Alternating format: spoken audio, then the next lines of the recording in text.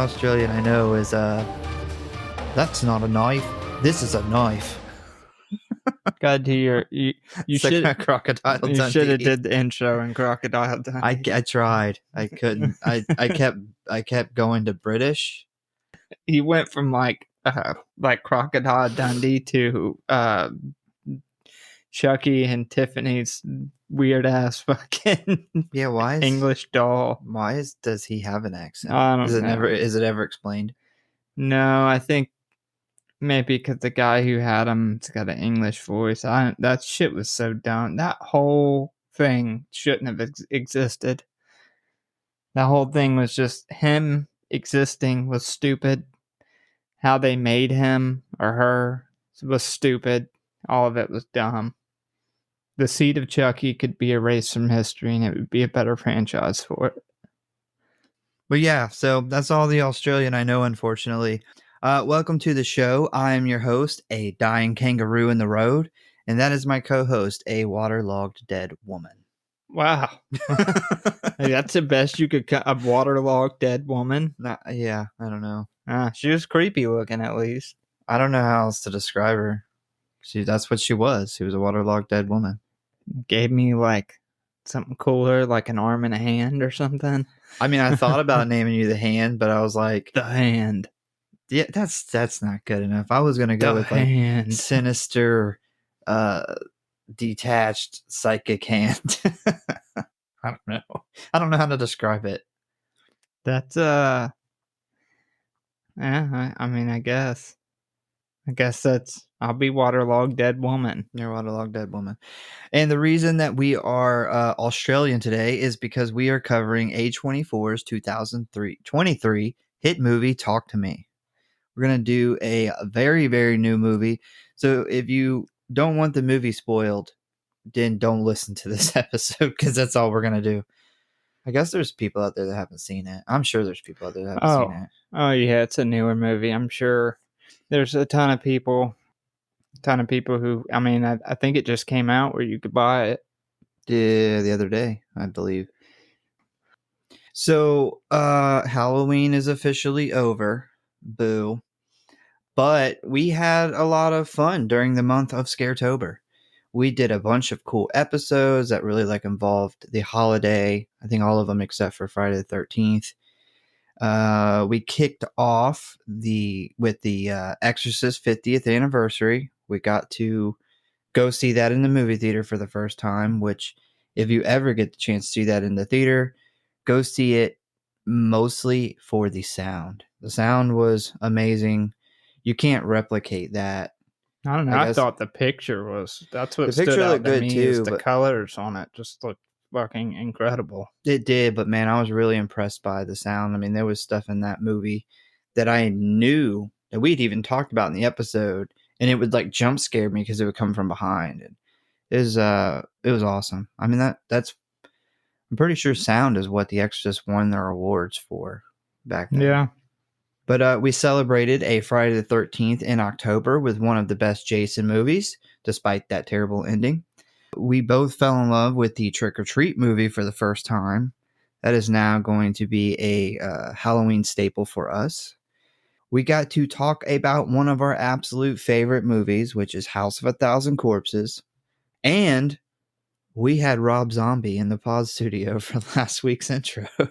we did for the first couple minutes. That's all we could afford. I don't know why Rob Zombie had a southern accent though. He must have been really feeling the South. Yeah, that was odd. But so if you look up YouTube videos of Rob Zombie and he doesn't sound like he did in our intro, just know that he was doing some kind of weird accent thing. We don't know what that's about, but we'll take what we can get. He hit his head rolling in the dirt. He was a little out of it. And we topped it off with the unrated director's cut of 2007's Halloween. So I think we had a pretty big month.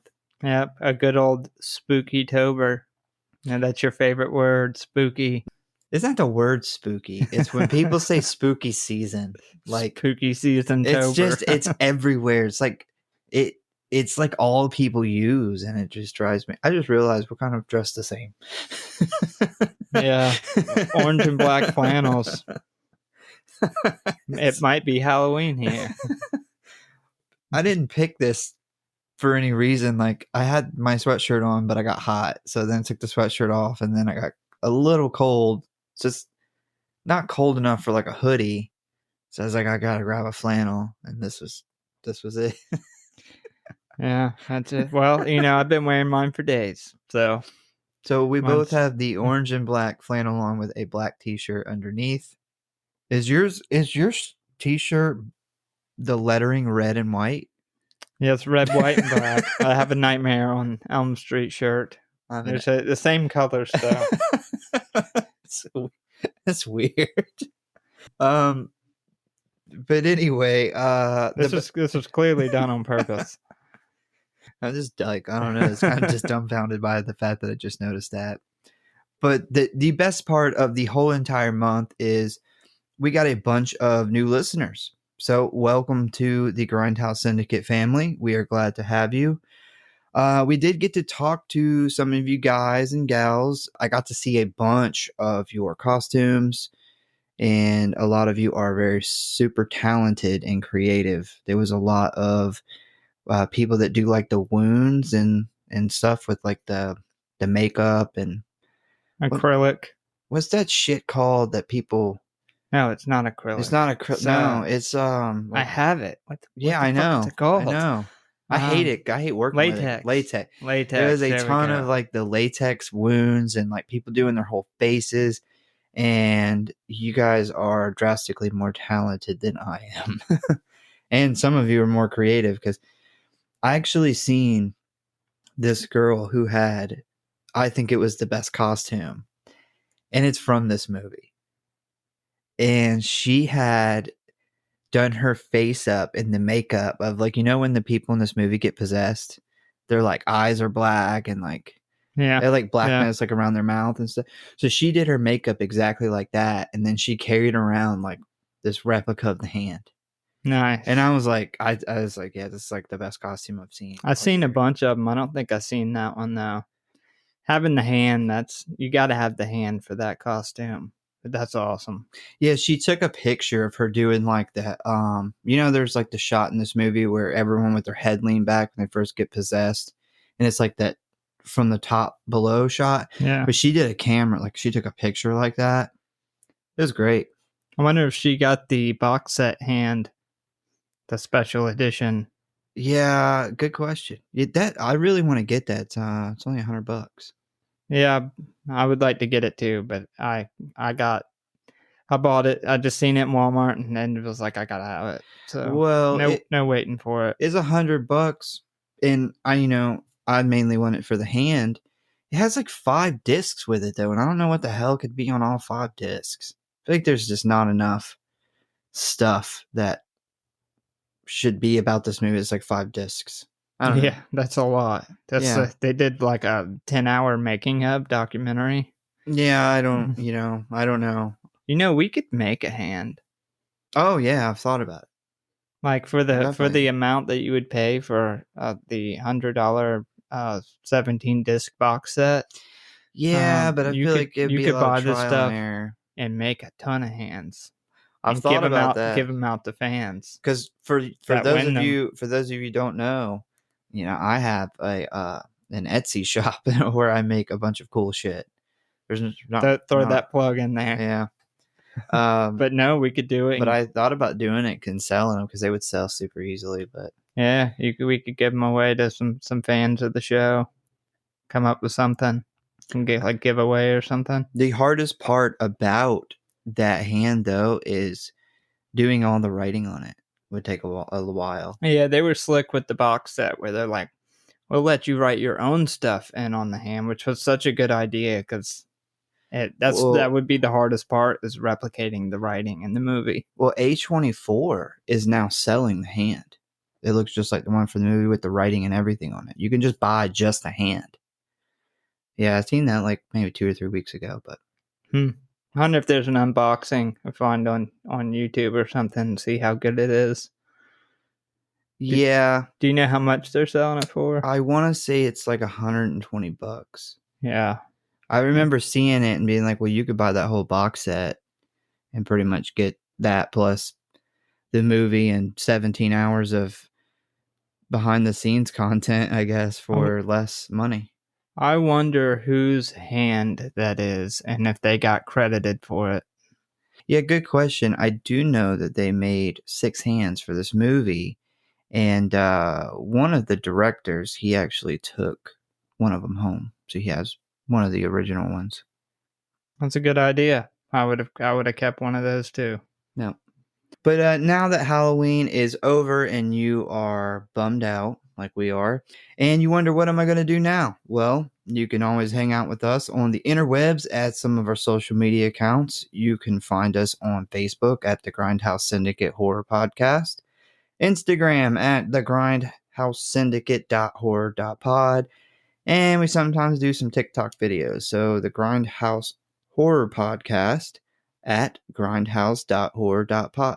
You think as many times as I've said that now, I would not kind of I fuck it feel like up. they're all kind of different though. They are, and Not, some of them are together, so it's like one big long word, and it kind of fucks my brain up.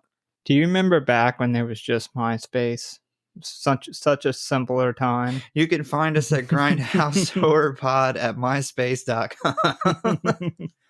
And if you comment a lot, you can be in our top, Our top friends. was it top 8, top 10, Yeah, top so 5 friends? I don't remember. I know it was top something.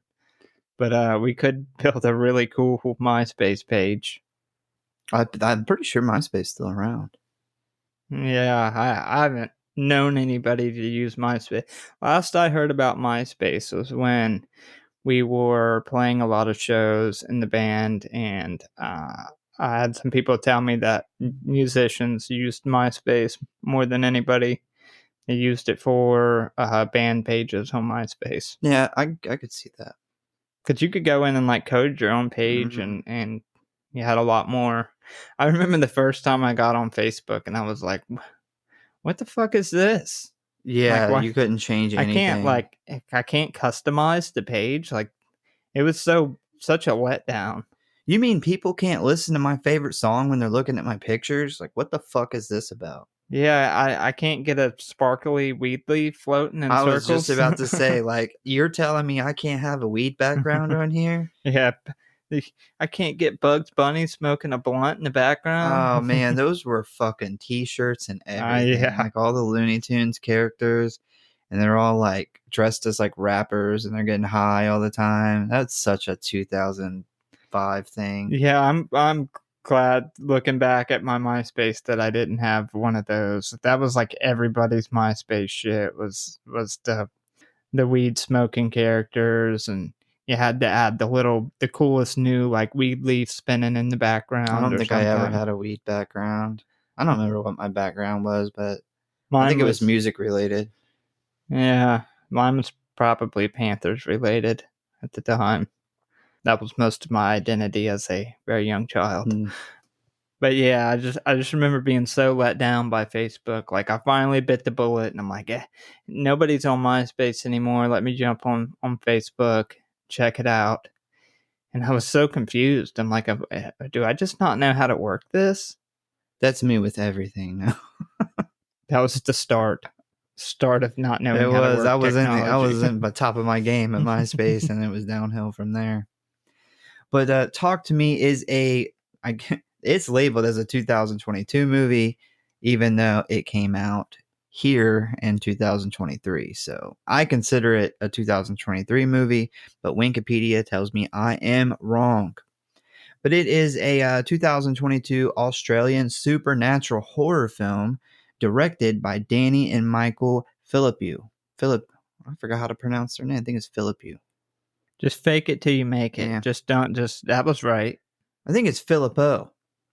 Something like that. And it was written by Danny and Bill Heisman, based on a concept by Daley Pearson. It stars Sophie Wilde, Alexandra Jensen, Joe Bird, Miranda Otto, Marcus Johnson, Alexandra Stephenson, and Zoe Turacus. The film follows a group of teenagers who discover they are able to contact spirits using a mysterious embalmed hand, only for things to go too far. We wouldn't have a good movie if things didn't go too far. Damn drugs. It was produced by Causeway Films and was released in July 27th of 2023. It is 95 minutes long. It had a budget of just $4.5 million and a box office of $90.1 million, becoming A24's second highest grossing film.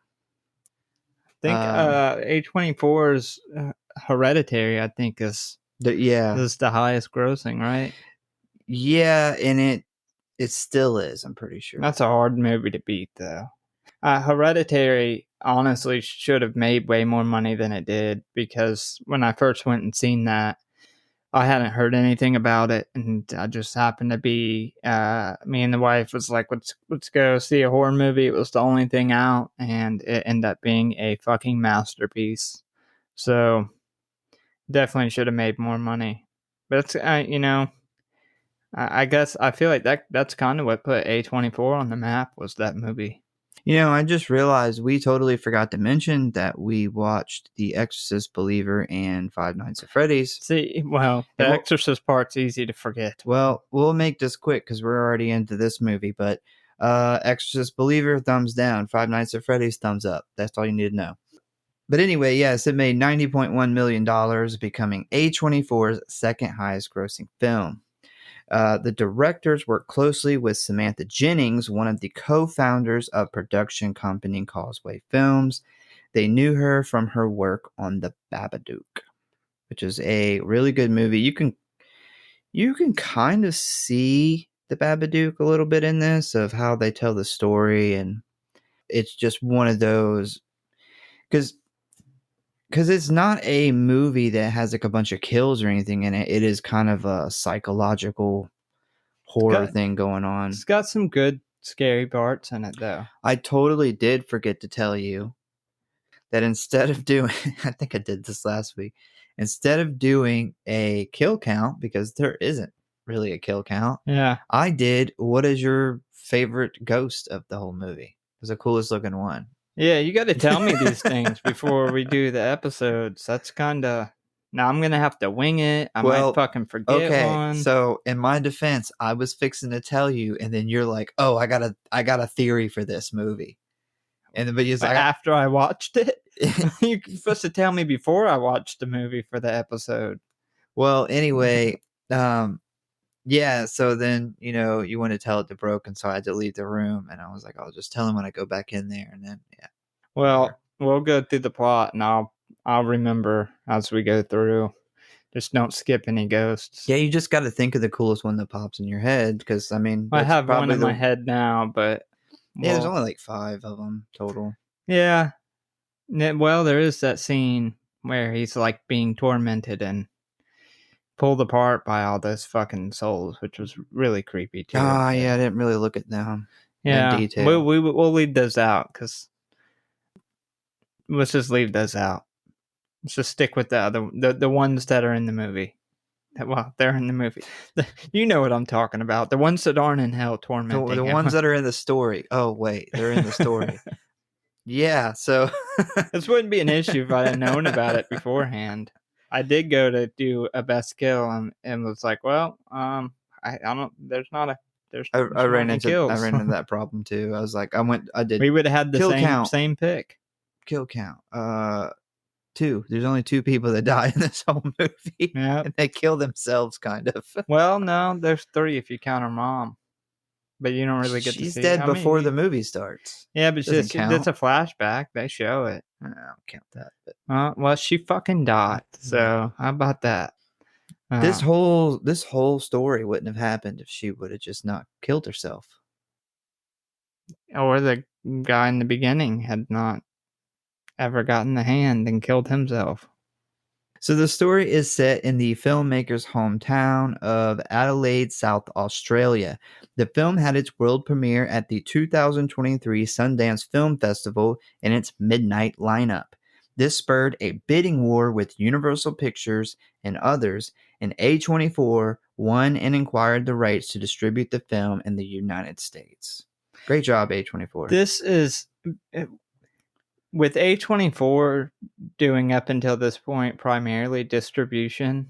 They are so fucking consistent in the movies that they pick because this shit felt like an A24 movie. Like you watch this and it feels A24. Yeah, which is crazy because a lot of these movies they're not made by A24. That's what I'm saying with them primarily being distribution. Like they pick the movies that they're going to distribute after it's made. They're very consistent. I know they're getting into making movies because they're about to do this Friday the 13th show, and then A24 did recently announce that they were looking to start going after big like franchises. They were trying to get the Halloween rights, which an A24 Halloween would be interesting, I would say. Yeah, that might be good. But yeah, so we'll talk about the ratings. I was surprised on the ratings here. Rotten Tomatoes is a 94%. That's pretty high. But what if I said they like Sundancey type independent films? IMDb gave it a 7.2 out of 10, and Letterboxd gave it a 3.6 out of 5. The average audience rating on Google is 3.7 out of 5. Surprised that audience rating is a little higher. Yeah, that's a little low. I have seen on some of the groups and stuff that we're part of, I have seen, I'd say 1 out of, say, 6 people will complain about this movie and say it was a waste of time and it's boring. Bro, there's always got to be those people. Like, I'd say 1 in 10 trashes Hereditary. And it's like, if it's a really big movie in the horror groups and people really like it, there's got to be that guy who stands out. It's like, oh, look at me. I thought the movie was the biggest piece of shit I ever fucking seen. If you would like to watch this movie, you can rent it on YouTube, Google Play, Amazon, and Vudu for $4.99. Just go, or you can buy it now. It's out to purchase. And if you are in the UK, I'm pretty sure it is on Netflix. Or if you got one of those fancy what's the things that you have on like your computer or whatever, VPN. If you got a VPN, you can just lie and say you're in the UK and you can watch it on Netflix. We didn't tell you to do that though, because that's probably illegal. I don't know. I know at one point you could like do codes in Netflix. Like you go in and do codes. Like you can still do codes. Yeah, I have the code list, and you can do that. But it doesn't bring up anything from like that's on another country or anything. Well, if you have a VPN, if you have a VPN, then you can code it. You can. I think we talked about this like a week ago, that it blows my mind that Disney Plus, like in other countries, has like rated R movies. Yeah, they have I think they have like American Horror Story on Disney Plus in like Canada, because they don't have Hulu. Canada doesn't have Hulu. I maybe only the US has Hulu. I've heard some people complain, but a lot of the stuff that's on Hulu, like Buffy the Vampire Slayer, is on Disney Plus everywhere else. That's weird. It is weird. It's just, here. I think people are just going to complain here. Well, if you're not from the United States, Disney Plus here is just pretty much PG. That's it. Yes. It's like PG stuff. Star Wars and kids stuff. And superheroes. Yeah. That Marvel stuff. Yeah, I forgot about that. Yeah. All right. So we're going to jump into the plot here. You ready to get it going? Yeah. Let's get into it.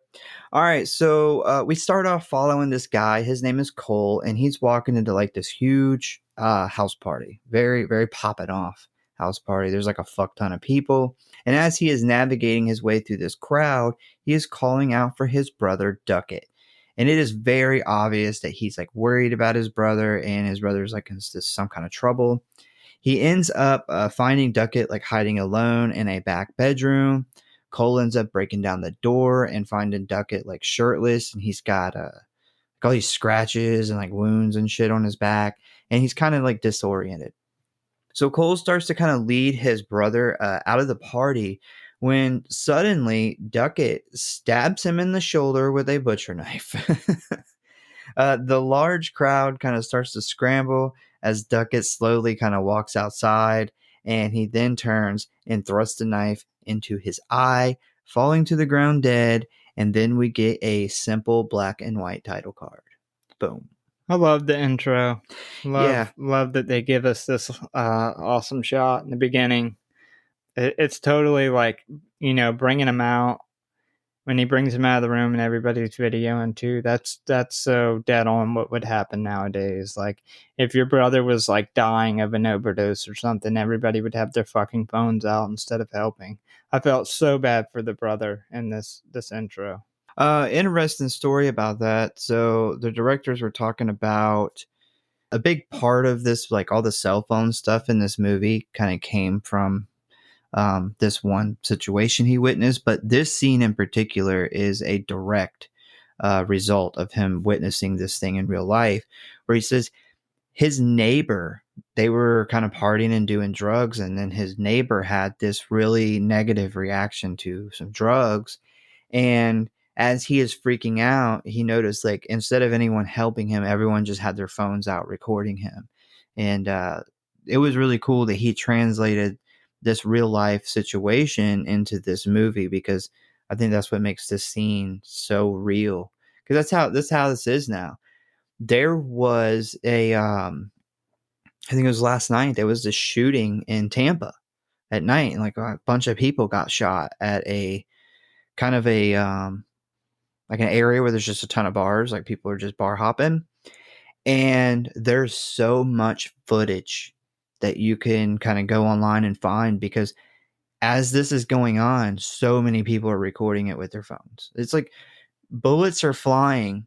A lot of people are running, but there are a lot of people running and recording at the same time. And that just kind of shows the world that we live in now. Yeah, that's sad. That reminds me of, I can't think of the name. I don't know why it just popped up in my head, and I can't think of her name. It's they call it the something lady. But when Kennedy is shot and everybody's freaking out, and this one lady's like standing there with her camera, No, and yeah. there's all these conspiracy theories and stuff. But yeah, that's where we live now. That's everybody. Like, I remember when the Las Vegas shooting happened, how much footage there was from people videoing, and yeah, that's sad. Also, is kind of on a side note, is Duckett a common name in Australia? That's the first time I've ever heard Good that. question. I thought that was an odd name. To ask our Australian listeners if that's normal. That's a normal name. Yeah, let us know. I mean, I don't know. We have some people here that have some kind of odd names, but maybe that's not odd over there. I don't know. Yeah, Duckett, his brother, fuck it. said fuck it and stabbed a Well, knife the in his mom face. named one of them Cole, and the other one Duckett. It's like she went kind of crazy with that name, and then named the other one just like this regular name. They have two different dads. Maybe. We then meet Mia, who is attending a 2-year anniversary memorial for her mother, who passed away by a suicidal overdose. And during this, we learn that she has a very strained relationship with her father, Max. I didn't notice, talk about Max, I didn't notice till the third time I seen this movie. Max is the only guy that's not Australian. He doesn't have an Australian accent. He has an American accent. Never noticed that. I didn't notice that until the third time I watched it. And I was like, wait a minute. He's not Australian. Yeah. Yeah. I never picked up on that. This is a knife. That's what he told his wife. Not even going to try to reply to that in Australian. So, Mia, I don't know why I said Mia. Mia then goes to pick up her best friend Jay's little brother Riley, and on their way home, they come across me, the injured kangaroo, laying in the road. That was me. This is the first time I have ever heard whatever sound a kangaroo makes. Yeah. They've always been silent. Like my whole life, like anytime you ever see one or whatever, like they don't make any noise. And then when this one was making the noise, I'm like, that's the noise they make? Yeah. And well, if you didn't pick up on the fact that this is an Australian movie yet, You now know now you now. know. I don't think there's kangaroos anywhere else. No, I'm pretty sure they're only there. So they get out of the car and they discuss like putting the animal out of its misery by killing it. And this is where I was like, you're gonna run it over with your car. Yeah, what a fucking horrible idea. Like I don't blame her for being like, "Nah, I'm not doing that." Well, it was her. It was like she gets in the car and like she's like, all right. Well, he's like, "You got to put it out of its misery." Like, what are you doing? I'm not gonna run it over again. Like, if it didn't What if, fucking die the I first was time about I to ran say, it like, over. what if it doesn't die? What if it fucks your car up and then you're stuck there and it's not dead? So you have to sit there and wait for the tow truck while this thing's going like, meow, Yeah, no, meow. I don't. Yeah, that would suck if it fucked your car up. But I wouldn't get in that situation. There's no way that I would, especially slowly, run over. Kangaroo's not. That's not like a dog or something. I wouldn't do it with a dog either, I obviously. wouldn't run But anything over it's a with my fucking car. big animal, man. You would like feel that, and no, I've never heard of somebody putting an animal out of its misery by running it over for a second time. Yeah, and I'm sure, there was an Australian man in the bushes, like a woodsman that's like, this is a knife right here. I'll just kill it with this knife. Just knife it to death. Crocodile Dundee jumps out the bushes. He's like, "What we have here." So that's a terrible idea. Mia can't bring herself to kill the animal and ends up backing out and just kind of driving Riley home. We then meet Mia's best friend and Riley's sister, Jade, who is very much into her new boyfriend, Daniel. I would be so fucking aggravated if I went to somebody's I thought the house same and thing. they like, It, and this happens so much nowadays, I'm sure, but uh whenever I was a teenager, it wasn't that bad. It wasn't like that. Like if I go to a friend's house and they won't pay me any attention because they're sitting on their phone, I'm like, all right, well, I'm out. that's yeah. I was thinking that is she's really nice about it, and she kind of tries to get her attention. I'd be like, well, you know what? I'm out. I'm going home. See you later. So Mia and Jay, they're like hanging out and they start watching some like videos from a group chat run by some friends from school. And these videos, I kind of have a hard time describing this. These videos are a bunch of teenagers at a party taking turns being possessed. And Mia wants to go to the party and see if the possession is real, but Jade isn't interested. I guess that's like the best way to describe it. Because I don't know if they really like mention on the videos that they're being possessed. It's kind of hard to tell what's going on. You just see like one person acting really weird and then like everyone kind of partying around them. It's probably gotten It looked out like they're on by that ecstasy. point, but yeah, it's very, very. That's a big metaphor for drugs. You know what this reminded me of? As they're watching it, and they're like, "No way! Like this can't be the case."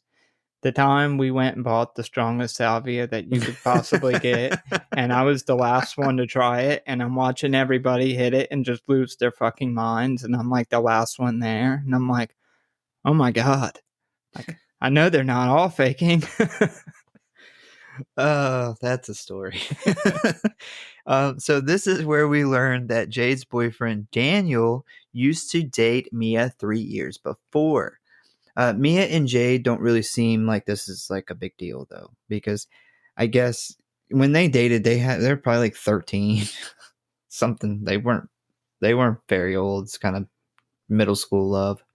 Mia ends up talking Jade into going to the party by kind of mentioning like we should get Daniel to go, or if Daniel's gonna be there, she's down. She's down. Yeah, She's like, "Yeah, I'll text him while I sit right next to him." which she does say a little bit later on that they've been dating for 3 months and they haven't even kissed, and I'm Yeah, I like, caught that. well, that's interesting. Even her little brother's like fucking with her over it. And she's like, you kissed the girl with the horse mouth. Yeah. Like, oh, well, okay. I don't know if I'd I like guess to a see horse this. mouth is one of those things you just when you see it. Yeah, I tried to picture it, and I I'm did like, I'm not too. quite sure what that looks I like. I couldn't, guess I couldn't get it. maybe it's an Australian thing. Maybe just That'd be a instead of how kangaroo we have mouth. horse girls over here who are really into Yeah, horse, they have horse mouth girls. they have kangaroo girls that are just really into kangaroos. Oh man, I wonder if that's a thing. Maybe. I wonder, do people keep pet kangaroos? Good question. Somebody let us know they have if people keep kangaroos as pets. Good God, if they do, don't let my wife find out. Oh It'll be yeah, don't. this will be a fight. Fuck paying rent. Fuck all our bills. Let's get a kangaroo.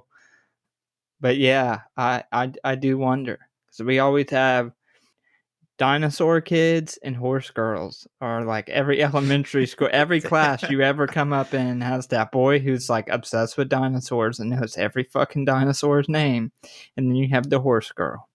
I wonder if there's kangaroo girls over in Australia. So, Mia and Jade and Riley head to this party. Daniel kind of shows up a little bit right after them. And if you notice, like when they walk in there, like some of the people at the party don't really like Mia. Like she is not a fan favorite amongst her peers. I don't really know why. They don't necessarily clarify. I Yeah, know that somebody says she's real clingy and she's kind of annoys them, but I mean that's really not enough detail to understand why she's so disliked. Yeah, I didn't really get that either. She does seem like she's kind of having a hard time, like fitting in at the party at first, which I completely understand her there. But yeah, I don't know. Like she kind of just I don't know. They acted like she didn't fit in, but she seems like a pretty normal.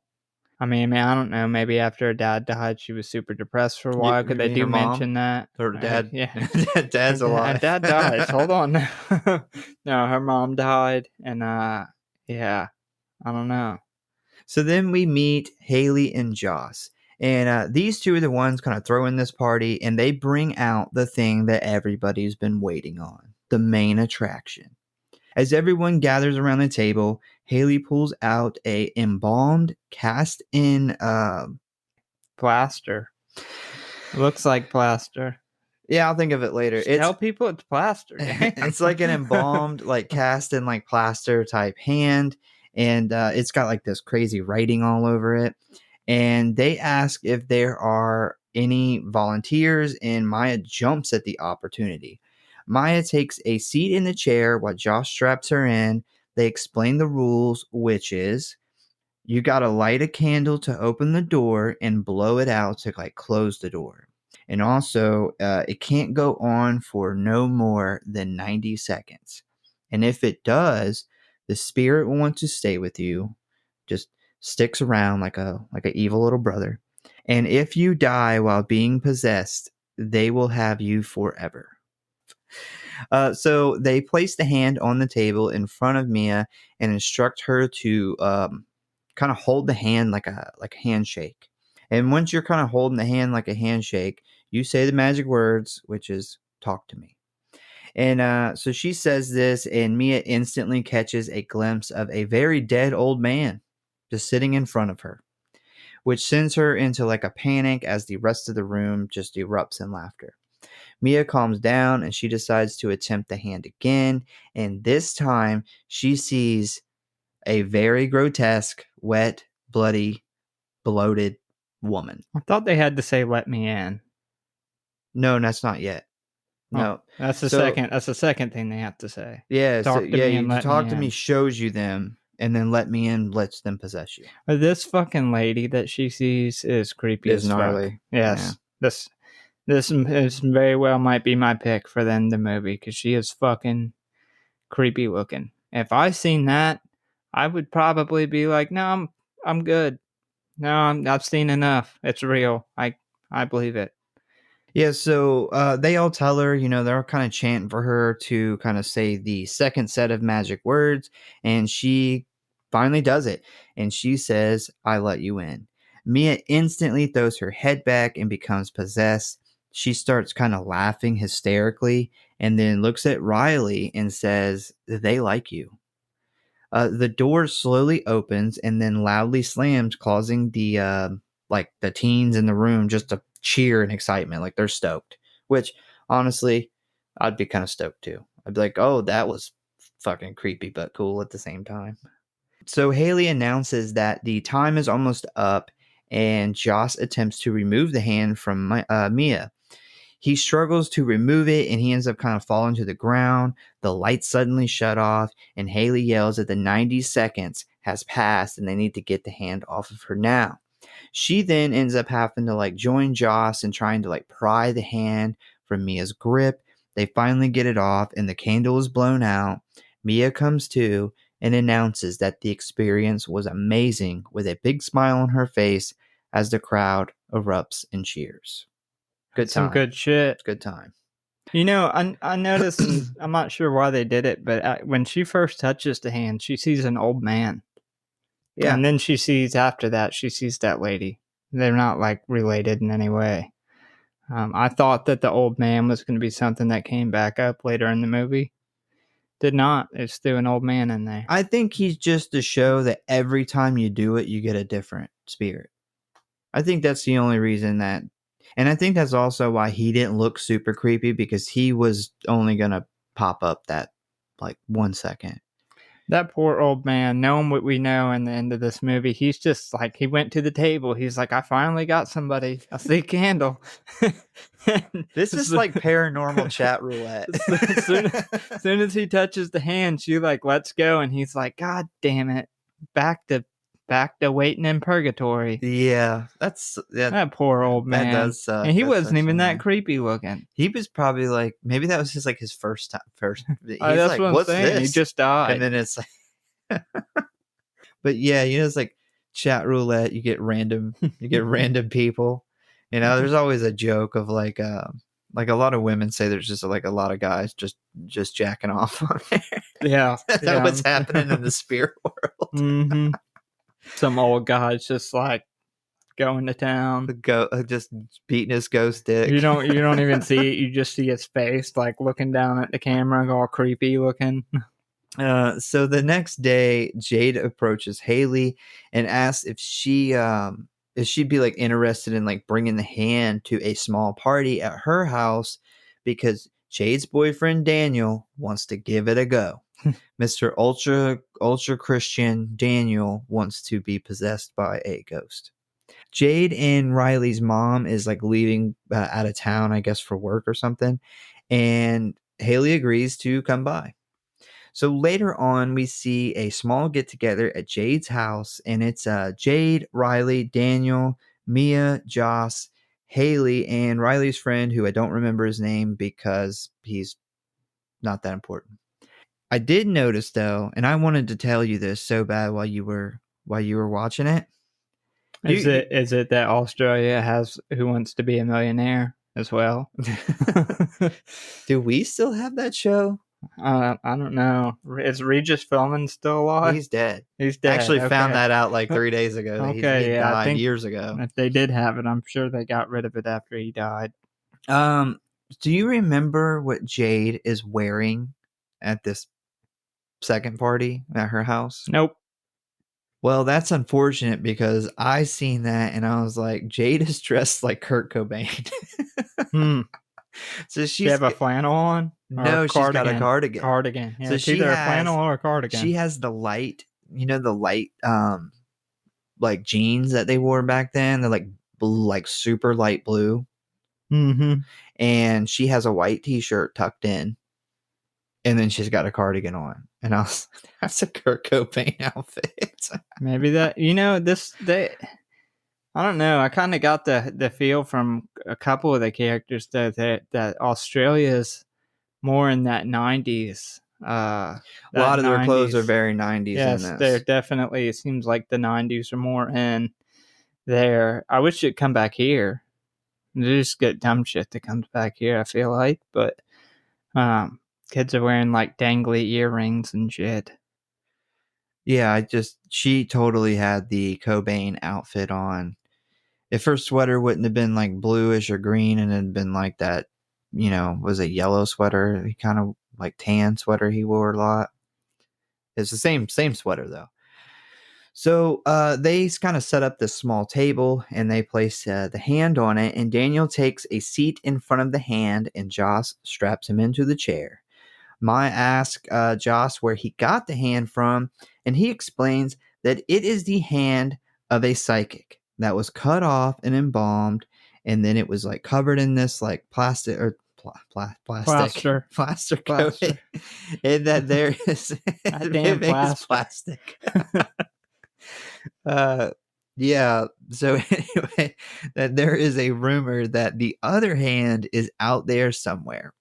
Joss also explains that the hand was given to him by a friend who got it from another friend. So they light the candle for Daniel. He grabs the hand and he says, "Talk to me." He immediately gasps and looks away at whatever appears in front of him. He settles down and then he says, "I let you in." His head tilts back and he is now possessed. It actually takes kind of like he has like a weird possession compared to everybody else. And I wondered if the reason that this happens is because of how like religious he is. I don't know.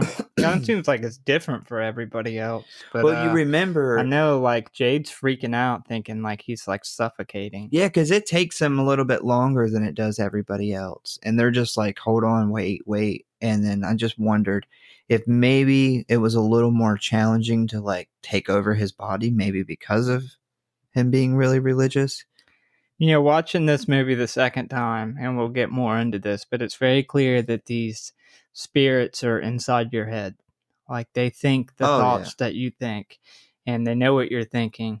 So that just makes this scene of him being possessed even more fucked up. It makes sense why they haven't kissed yet either. Yeah, it's tough.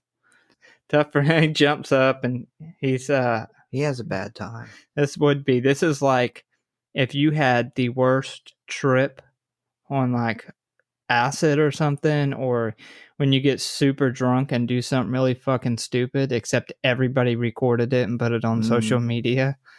Yeah, back when I got super drunk and did stupid shit, people didn't have cameras on their phones. Thank God.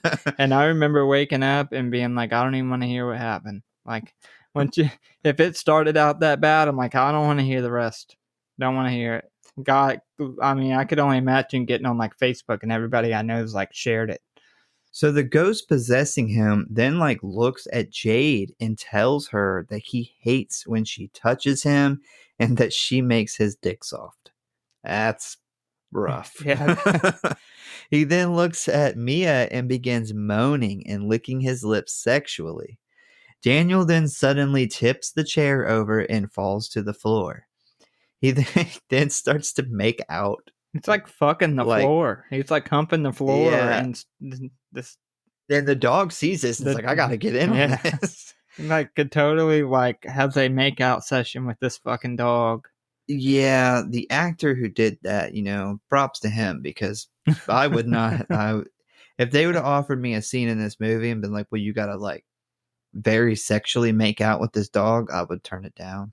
Yeah. I wonder if like they put like peanut butter in his mouth or something. God, this is terrible. This is so gross. This is they make you feel uncomfortable. It's not even like a cool looking dog either. It's like I hate that dog. I don't know what kind of dog that is. It's like this like English bulldog. It's like really fat and slobbers and like snorts. It has not much of a face. Like they already drool enough, so you know when it's like licking his face. And when he stands up and he's got like all the dog stuff all over his. Oh, okay. Bro, that would have been my first reaction. Now I would have got up and been like, "Fucking delete it." But I wouldn't have stormed out. And it was weird as he comes back and he like plays with it more that night. And then they show everybody like taking turns. No, I'd have been like, nobody is leaving this fucking house until I go through everybody's shit and make sure this doesn't exist. So during his making out with the dog, the time runs out and they remove the hand from Daniel, and he is very pissed off. He kind of storms out, but Jake kind of eventually like talks him into returning to the party. Then Mia requests to go next again. She wants another turn. We then get a montage of like everyone but Jade and Riley and his friend taking turns with the hand, everyone is like partying, they're all having fun, and kind of more at the end of this party, Riley wants to take a turn.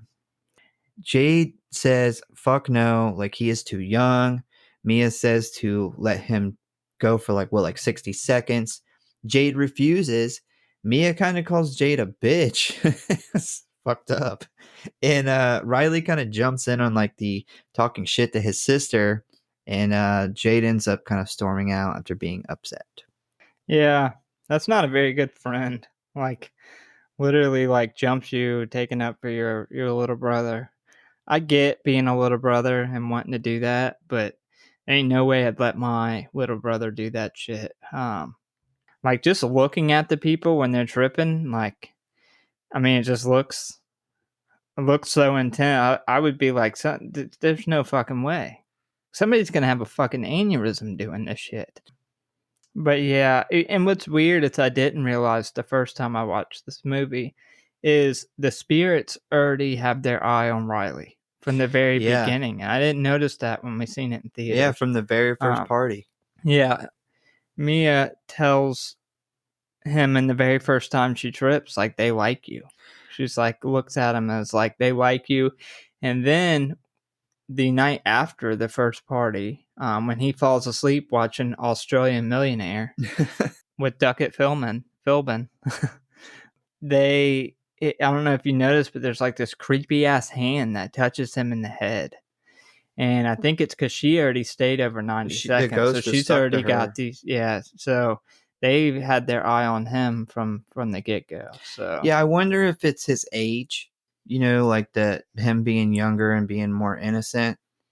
Yeah, I wonder that. I thought the same thing, or it might be because she knows how close Mia is with Jade and Riley, that she can use Riley to kind of get to Mia. That might be another reason why they target him. Yeah. Because they get inside of her head. They know what she's thinking. And it seems like she's really, really close with, I mean, honestly, in this movie, it seems like she's closer with Riley than she is Jade at times. Well, since Jade's like super into Daniel, all of a sudden she kind of hangs out with Riley more. Yeah. Yeah. So that's something I didn't pick up on the first time. Because the first time you watch this movie with no insight, you kind of don't have any clue what the fuck is going on in the beginning. But yeah, they've had their eye on Riley since the first time that Mia used it. Yeah, or maybe they just like his hair. Well, I don't know. He's got that hair. He's got a kind of a weird haircut. He's got that 90s thing going, man. You remember how like people that fucked up hair? What's the guy from The Faculty? He's always got like always got like the hair sticking out on the side. Yeah, he have it like that in every movie. There's a really funny there's like a really funny kind of screen grab from Halloween H2O where he's outside like talking to Laurie Strode, and he's got like the fucked up hair and he's standing right in front of a barbershop. And everyone's always like, bro, just go in and get your hair fixed. Because he always has like, I just woke up hair. That like I don't get it, man. Like why every movie they put him in, they give him that. It's like he's known for. He fucked up hair guy. Now that he's older, though, he fixes his hair. He fixes it. Yeah, he was just combs that cowlick on the side of his head. He was just in the that really good Black Mirror episode. Yeah. I watched it. I can't remember it off the top of my head. I remember all of them being really good. Actually, I do remember a couple of them. Like two. I remember the space one. That was the one really he was good. In. Who did he play? He's the other astronaut. Oh, damn! He must be getting old now. Yeah. He's old. Yeah. He's the fucked up one, right? He's the one who's like going into the guy's. Yes. Like, yeah. Yes. His little robot version gets murdered or whatever by a cult. We could literally do an episode on that episode because that shit was so grim and it was very long. Really good, but it was one of those like super grim endings. Like had Aaron Paul in it. Shit. Yeah. I enjoy everything Aaron Paul's in, but Where the fuck are we at? We've gotten way too We're in that sidetracked. part of Black Mirror where they go to space. Yeah, so anyway, Josh Hartnett's character Riley's about to do the hand. just changed the episode in the middle of the episode. So Mia agrees to let Riley do it for 50 seconds. Although she's not it's like she doesn't have any control she over doesn't have any that. say so. But so they agree and they kind of strap him up in the chair. Riley grabs the hand and he says, "Talk to me." And he is immediately stunned by what he sees. He then says the magic words and abracadabra, he is possessed. The ghost instantly kind of starts apologizing and calls Mia by her nickname that's like given to her by her mother. Mia quickly realizes that Riley has been possessed by the spirit of her mom. Haley announces that the time is up or almost up, and Mia kind of pleads to let it go on. Riley then pauses for a moment and begins to start slamming his head violently into the table. He then starts to pry his own eyeball out. Mia grabs him and tries to stop him. Jade runs in and sees like Riley like slide across the room, like in the chair, and he slams into this fucking window. It just shatters this window. And then he starts slamming his head into like this countertop corner, like the edge of the countertop. And which is, man, that's bad. Like slamming your head into a flat surface is one thing. Slamming your head into a kind of sharp corner is completely different. It takes Jade this bothered me because Jade runs up and like breaks her hand, sacrifices her hand, and this, and of course that's your brother. That's what you would do. Mia should have been doing this shit from the very beginning. Like as soon as this happened, if I would have been responsible for this and I seen like a kid start absolutely destroying themselves, I would have grabbed him and been like, just not let him, I would have tackled him to the ground and fucking held them there. Well, I don't she really... just kind of gets stunned and stands there and watches him like after she stops him from prying his eyeball out, which was fucking awesome looking. I don't know how they did that, but they did it really good. Was she... I mean, I guess in somewhat of her defense, she's really shocked. I mean, she just talked to her, but she thinks she just talked to her dead mom. And I think she's still in like shock from... I mean, Bro, somebody dies and then... they come back from the dead and they're like speaking to you out of nowhere and you're just like, holy fucking shit. Like, yeah, you're going to be a little shocked. Yeah, I would be shocked. But if there's a few things that could snap me out of that shockness real quick, it's this kid fucking slamming his head and face into the counter. I don't know. I feel like I would have instantly snapped out of that and tried to stop him from destroying himself. But this part in the movie, I fucking loved this part. This was the part when I first seen this movie where I'm like, okay, this is going to be a good movie. Like that was done really good. When he tries to rip his eyeball out, like it's a very quick shot, and I'm not sure how they did it, but it looks so real. Like he starts to pry, like he pries half of his eyeball out of his head. And the eye's moving. Yeah. You can see the eye moving. Yeah, it's really well done. Yeah, this was the part of the movie I was like, okay, I think this is going to be a good fucking movie. Yep. This is where, like, if this was a roller coaster, the whole rest of the movie has been that part where you're going up and you're hearing the clink, clink, clink, clink, clink, clink, and this is where you've reached the top and it's now time to start the ride. So Jade sacrifices her hand to save Riley from one last, like, final blow on the countertop. Riley then passes out and falls to the floor. Later on, Mia arrives home. She refuses to speak to her dad like about what has happened, and she just goes up to her room and reveals that she stole the hand. She done took it home. She's instantly, man, like instantly you can tell this shit has fucked her up. Like she is way less concerned about what happened to Riley and way more concerned about trying to talk to her mom again. Like this instantly, I think, becomes an obsession for her. Well, this movie, I mean, we've talked about it before. I really wish we could have done or we would have done a shorter episode, like right after we seen it, because we had a lot of stuff to say then. But one of the things we've always recognized from the beginning is this movie takes essentially true stories, very, you know, very kind of true stories that happen with a lot of teenagers, but this happens with drugs. Yeah, And this they is they pulled the drugs out of the story and they put in like a supernatural thing. And this is the part of the story where the good girl tries drugs for the first time and loves it so much that she's instantly just one of the people that can't just do it for fun. Yeah, and this the hand is clearly a huge metaphor for drugs and peer pressure, and it's even in the beginning of the movie where she is the first to volunteer at the party because she's not fitting in at the party, and that's totally like something that would happen with peer pressure. You're trying to fit in with your peers, you're not, things aren't going good, and so you're the first to nominate yourself to do some drugs, and it's very clear right off the rip that she has become obsessed with it to the point where they called 911 and they had to rush this kid to the hospital, and all she thought about was stealing that hand.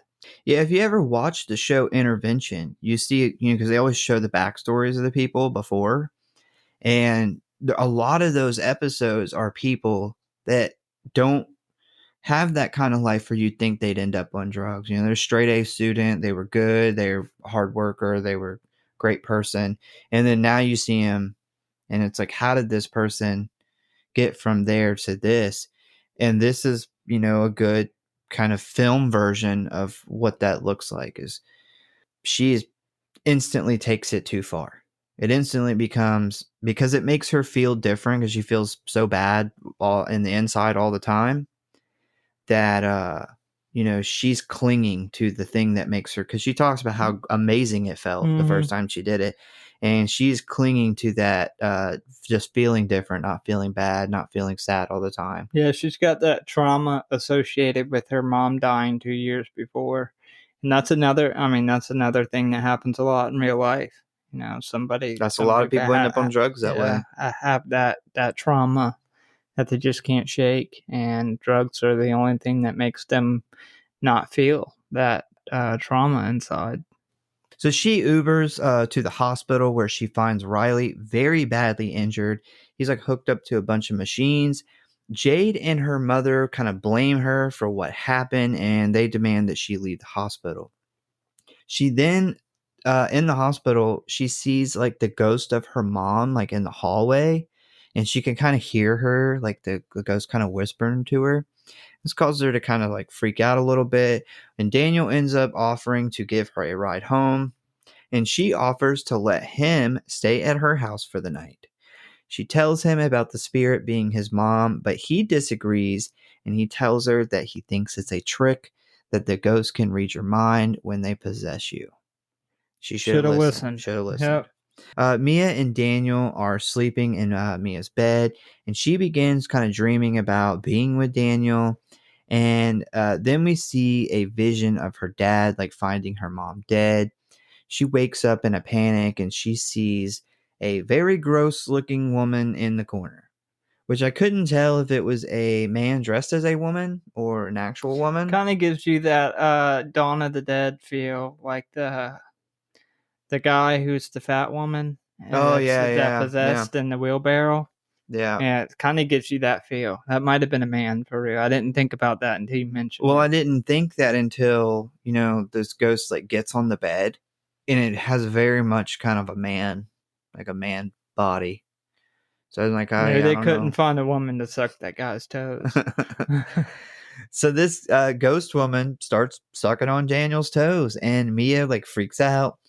She kind of screams for Daniel repeatedly. Daniel finally wakes up, only to find that it is Mia sucking his toes. He freaks out and he leaves immediately. He like fucking kicks her. Yeah, I know. I don't blame him. This would have been really weird. It's so hard to feel bad for Mia because you want to, because she is a likable character in the beginning of the movie. But man, she just keeps doing fucked up shit. Like, she keeps making bad decisions. She caused Riley to, she caused herself to go under and get these spirits attached to her, and then she calls Riley to do it when his sister shut it down, and then she invites her best friend's boyfriend, who she used to be with, that she clearly still wants to be with. She has this whole dream of them being together, and has them stay at her house in her bed. So as much as I want to feel bad for her at this point in the movie, I'm like, okay, well, you kind of keep bringing this shit on yourself. Yeah, the having your best friend's boyfriend stay at your house, and then it's your ex-boyfriend. Okay, so if he is going to stay at your house, which, not a great idea, but it's not the worst. But you're telling me that that big ass house didn't have a couch, I had a floor. it didn't have an extra bedroom, it didn't have the floor. You thought it was a good idea to sleep in the bed together. As long as they sleep opposite ways. Yeah, Man, it's that was so stupid. stupid. Okay, whatever. But anyway, so Mia then lights a candle and uses the hand, and she sees a very dead looking version of her mom.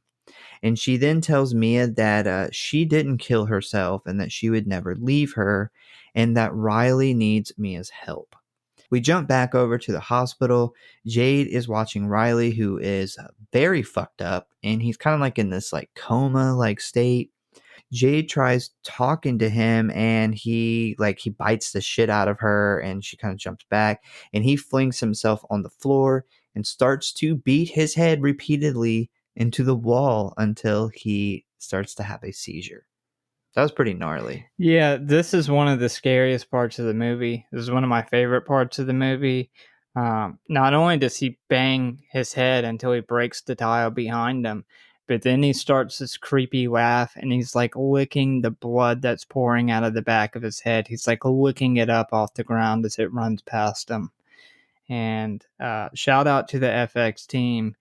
This is the first time we get to see Riley's face since the first incident happened, and damn, he looks fucked up. Yeah, he's in pretty bad shape. Like, he looks like he just went like 50 rounds with Mike Tyson in his prime. Like, this kid's barely hanging on. He went 50 rounds with that fucking countertop. He did. He did. But yeah, the whole him like violently banging his head and then licking up the blood as he's doing this creepy laugh before he has like a seizure. It's just one of those very unnerving parts, and that's why it's one of my favorite parts of the movie. I don't know if I'd say it's my favorite, but it's definitely in the top 3 scenes in this movie. It's just fucking super unnerving and creepy. Maya, Jade, Daniel, Joss, and Haley meet to discuss the situation.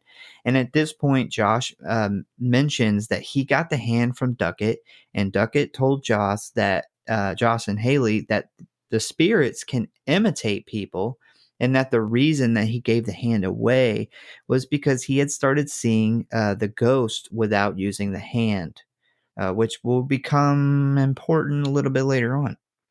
Haley informs the group that Duckett went crazy, stabbed his brother, and then killed himself. When she says that, Mia immediately says, "Well, can we talk to the brother?" And I was thinking, if someone would have just said that exact sentence that Haley said to me, I would assume the brother was dead. Yeah. That would have been my first assumption. Like, my first assumption wouldn't be that he got stabbed, but he's okay. Yeah, and weird. you watching this movie too, you think like the first time I seen this in the movie theaters, I remember us talking about it actually afterwards. Like, was that the same guy? Because he looks a little different. Because this is sometime in the future. Doesn't seem like his hair's as long as it is in the beginning. Yeah, and we were like questioning whether that was the guy from the beginning's brother, because he gets fucking like stabbed. Like, he don't get like bullshit shanked. He gets fucking stabbed with by a big ass knife. Yeah. And but yeah, this is where we as the audience learn that Cole survived a really, really gnarly stab wound. Thought they should have made that a little more clear in the movie. Yeah, so the brother survived, and the group agrees to kind of go and find him and ask him what he knows. They track Cole down. He's like waiting on a bus, and he is very cold towards the idea of helping them until Jade tells him about Riley. Cole informs them that all you have to do is stop using the hand, and the body will naturally kick the spirit out, and that the spirit will get weaker as time goes by.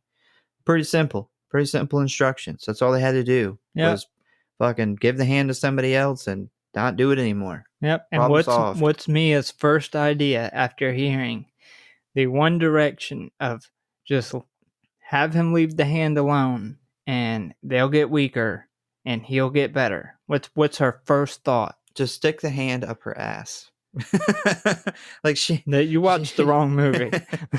Yeah, she can't leave the hand alone. Yeah, that's fist to me, not talk to me. Yeah. Yeah, no, she's totally like, let's take this to the hospital and let's put it in his hand and force him to do the hand. It's like we've said this before. It's like drugs. Like, we should do some more drugs.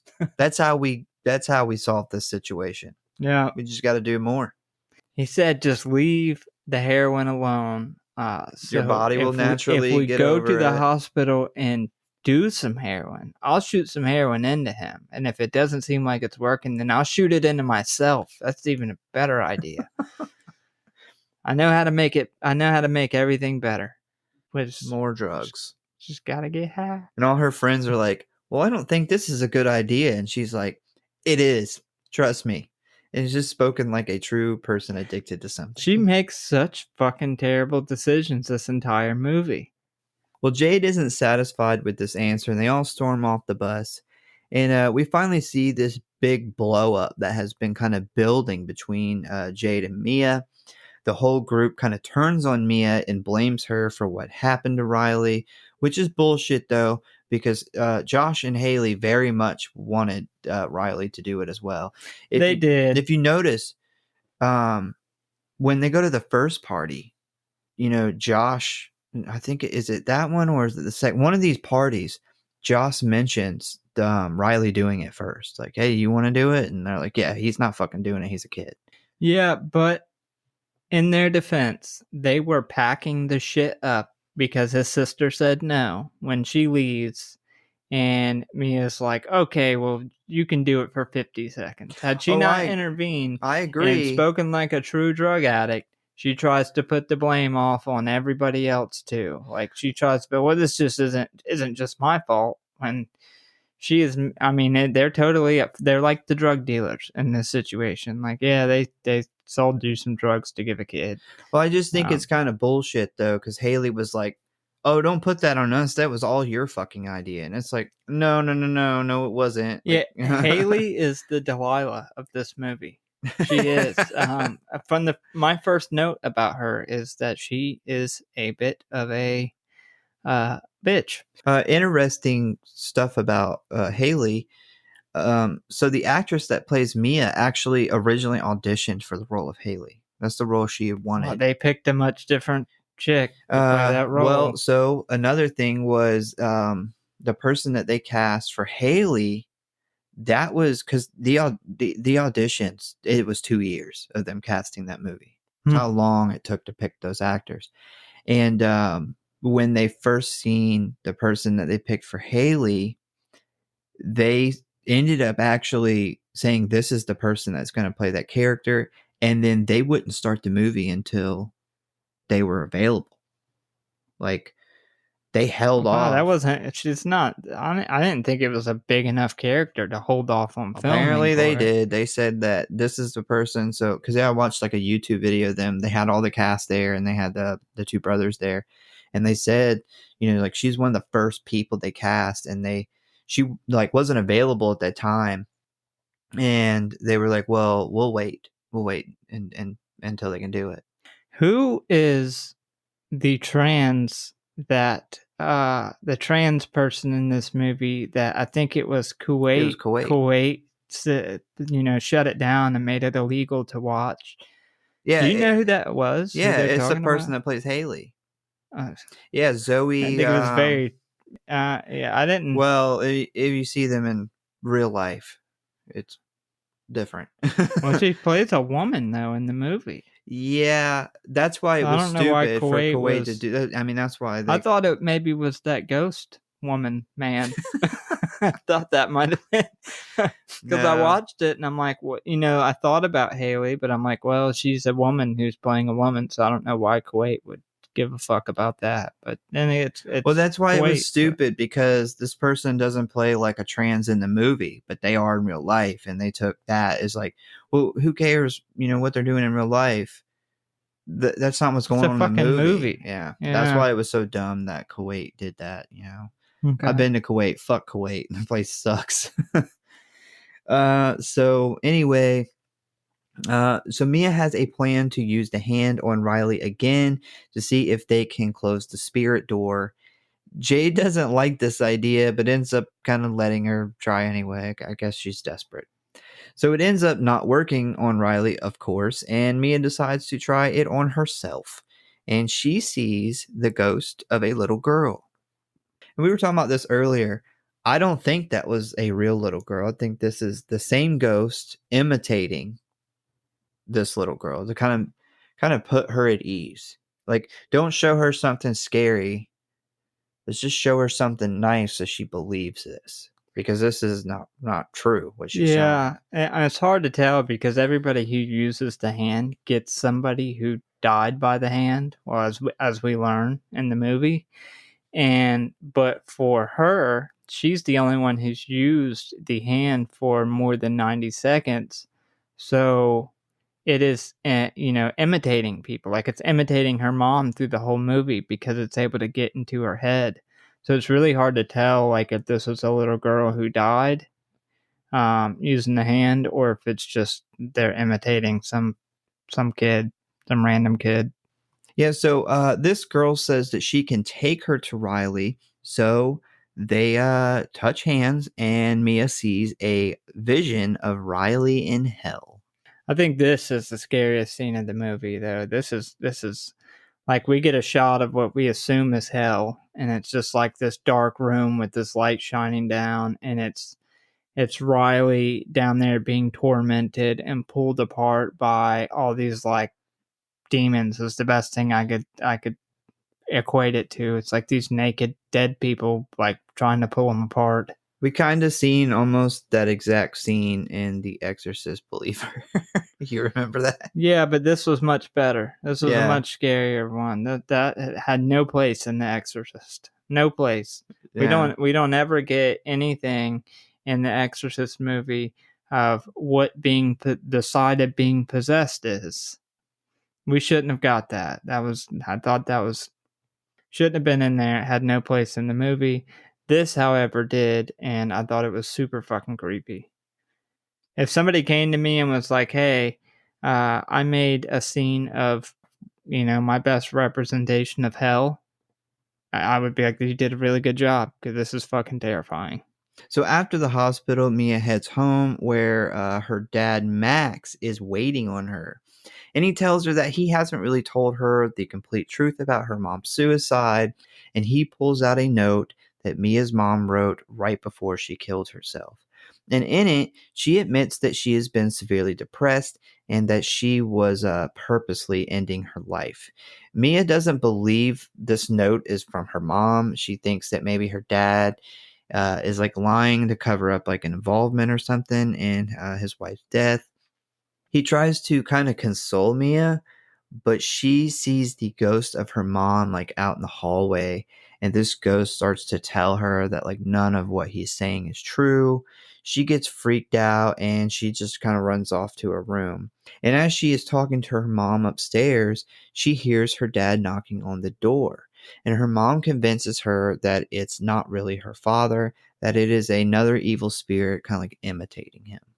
The banging on the door, it gets louder and more violent, and her mom convinces her that she must kill this evil imitation of Max. Max bursts through the bedroom door, kind of looking very dead. And when I seen him, he I don't know if this happened to you, but he reminds me, like with his dead makeup on, he looks very similar to a character from Tales from the Hood. No, No, you remember I remember Tales from the the Hood. story where the cops killed that like prominent like black guy, and like a year later he comes back and he's like zombie looking. Yeah, Max looked, I mean, it was like the same makeup, like it looked great, but instantly when I seen that, he kind of, I don't know, that that memory from Tales from the Hood just snapped into my mind. I was like, man, if they ever did a remake, that guy should play him. Yeah, I didn't get that. One thing that did pop out to me in this scene, though, I know we kind of debated this or what was real and what wasn't. After the first time we watched this, the second time is very clear that these spirits are in her head, because as soon as her dad reads this note, she clearly doesn't want to believe that her mom actually wrote the note, and immediately it's her mom is like inside of her head telling her that it's a lie. I didn't write that note. That was something that wasn't as clear to me after the first time I watched the movie. Because I remember when I was watching it, I was like, "Well, shit, did her mom actually kill herself, or?" Yeah, I remember trying to figure that out. Yeah, and it was very confusing. But now watching it back the It's second time, very like I said, it's clear. very, very clear.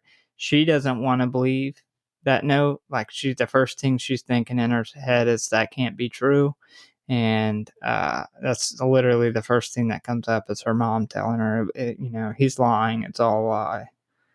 Yeah, so we also see that the real Max is still sitting on the couch downstairs, and he starts to hear some kind of commotion up in Mia's room. Well, he finds the drugs first. Yeah, Finds he finds the hand her hand of in her heroin. back. He finally does the parent thing and says, "Well, I'm gonna go through her shit, see what's going on here." Evil Dead Max attacks Mia and begins to strangle her on the floor. Real Max is attempting to kind of open the door to help Mia, but it is locked.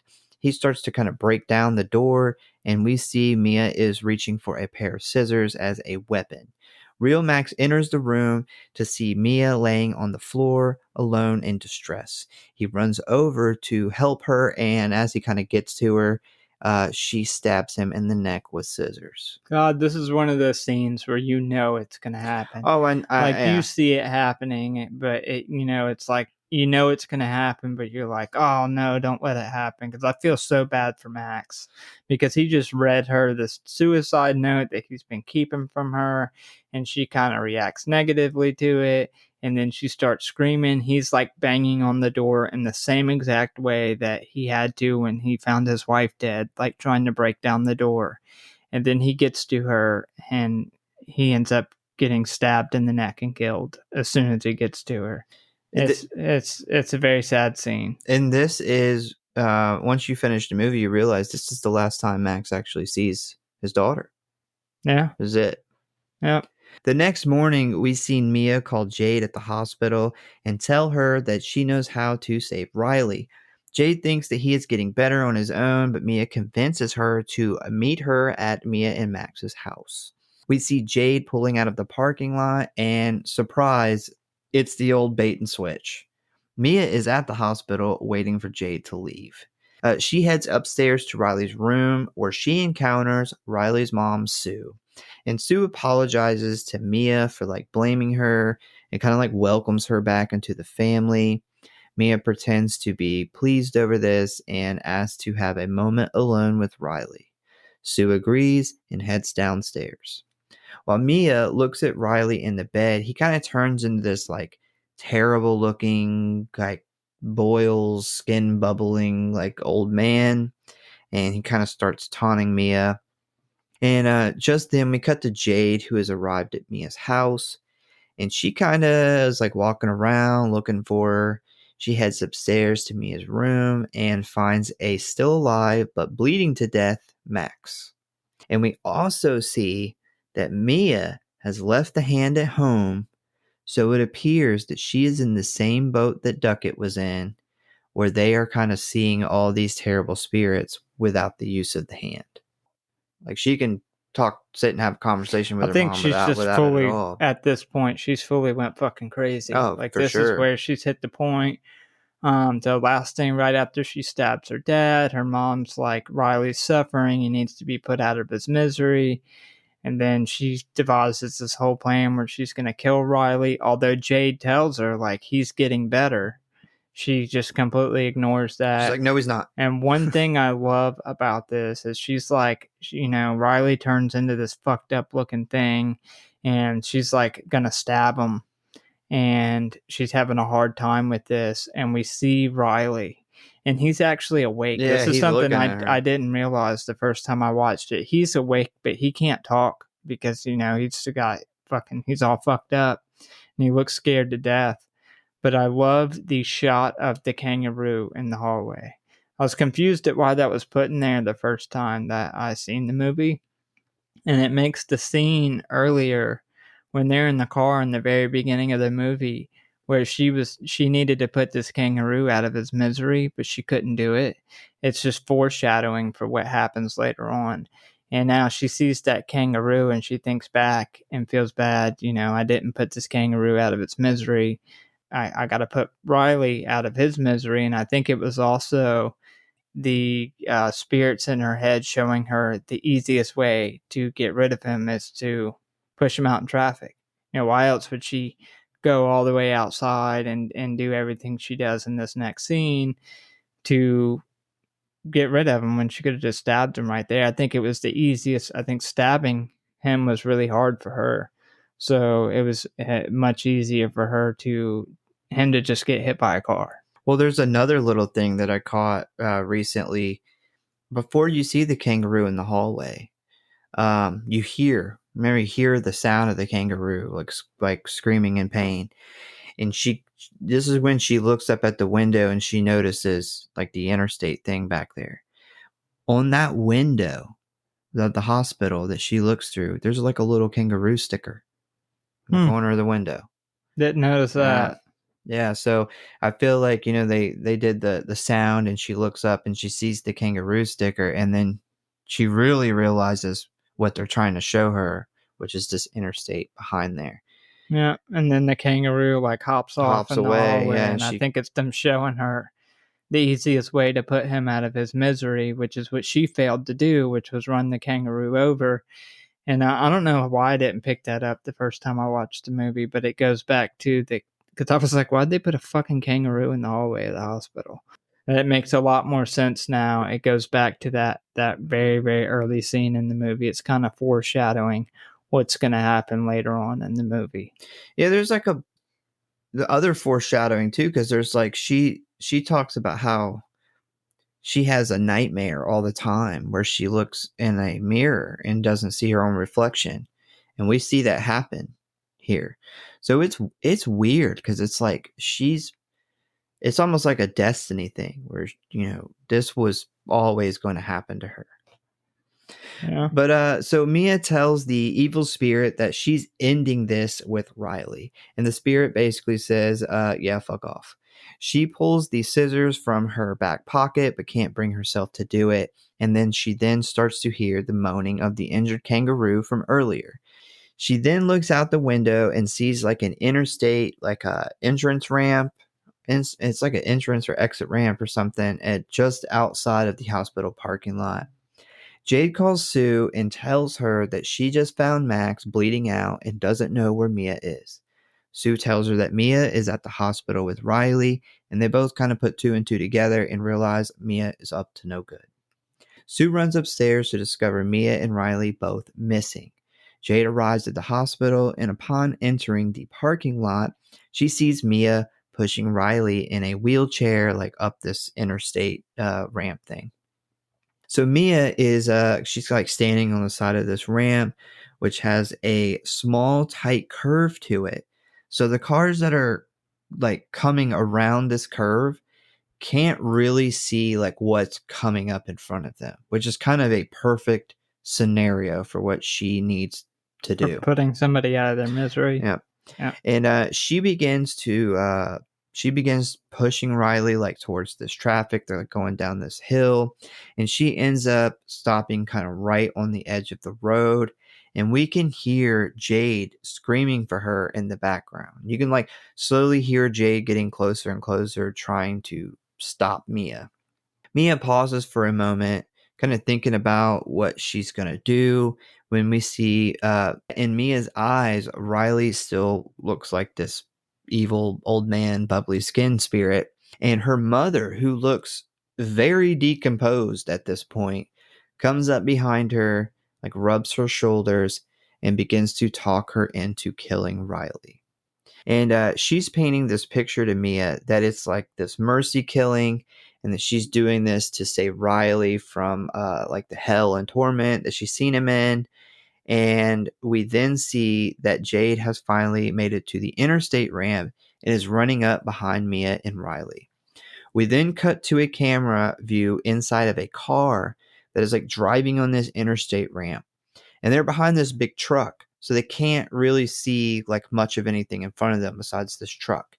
And then all of a sudden, this big truck, it just swerves. And we see that this car, like it hits something. And we see that like whatever they hit, it like shatters their windshield. And there's some loud like thumps from underneath the car. And this causes the car to like lose control, kind of spin sideways and wreck into the wall. We then see Mia's very badly injured body laying in the middle of the road. She seems to be unconscious. She begins to move around a little bit and she eventually sits up. And Mia's fucked up. But what I really want to point out is like how good the FX makeup on her is. Like that looks like some real road rash shit. Like that looks like somebody who got hit by a car. Yeah, They did a really good job. the makeup and all of the scenes that had like some really good makeup, and I thought all the way around the FX crew did a great job in this movie. I mean, I've seen a lot of people in movies that's been car wrecks or hit by a car or something, and they all kind of have like the basic. But this looks great because she has all these like scratches that you would get from something like that, like all over her face. They just do a really good job. It looks great. I would totally believe that person was in some kind of car related accident. She stands up and you see traffic is like at a standstill. People are getting out of their cars. They're kind of looking around. They're pulling their phones out. And one thing I noticed is at first, like nobody's like running over to her, asking her if she's okay or anything like that. And there's this one lady that runs in her direction. And then she runs right past her. And it's like one of those cool, like, you think she's alive the first time you see it, it's like, oh, she's alive. And then this lady runs past her. And I think that's the point where it's like, oh, she's dead. Yeah. Like, yeah, this is like the Sixth Sense or something, because it looks like the lady's running up to help her. Yeah, I thought the whole ending of this was great. So Maya turns to see Riley still on the side of the ramp, like in the grass. His wheelchair is tipped over and Jade is holding him. Mia then turns around and is instantly in the hospital. Like she's in the hallway of the hospital. And she's like walking and she sees Riley go past her on like a gurney. She sees an old sick man from earlier that she's seen in the hospital. He's healthy now. She then sees into like Riley's room where she sees Sue and Jade talking to a normal and more healed up version of Riley. She sees her dad like walking through the hospital hallway. She runs to speak to him. He like ignores her and continues walking away. And she then catches a quick glimpse of Riley being discharged from the hospital fully healed. So this is showing us like it's just like these huge time lapses going by really quick. And as this is happening, the hallway lights start shutting off and it's getting darker and darker. And she notices that she has no reflection in the mirror. And at this point, she looks down at her hands to see her fingers broken in like all these different directions. She begins to panic and chases her dad down, who is getting into the elevator, and the doors close right before she makes it to him, and the lights completely go out. We then hear someone strike a match, and a small light appears at a distance. Mia begins to walk towards the flame, and as she gets closer, we see that it is a candle sitting on a small table with a man sitting on the other side facing Mia. He has his hand out like he's kind of waiting for a handshake. She reaches forward, grips his hand, and suddenly she is sitting in a room with a bunch of people who are speaking Greek. The man at the table says in English, "I let you in." Mia gasps and the screen cuts to black. And that is the end of the movie. What a fucking great ending. I love the whole ending. Twist ending. Yeah. I love the ending. Thought it was fantastic ending. That how they flip it and you're really confused at what's going on. And then you realize that she is now a spirit on the other side of the hand. And now she's going to be part of Spirit Roulette. And when I seen that, I was like, are these spirits that show up, are they just spirits, like any spirits?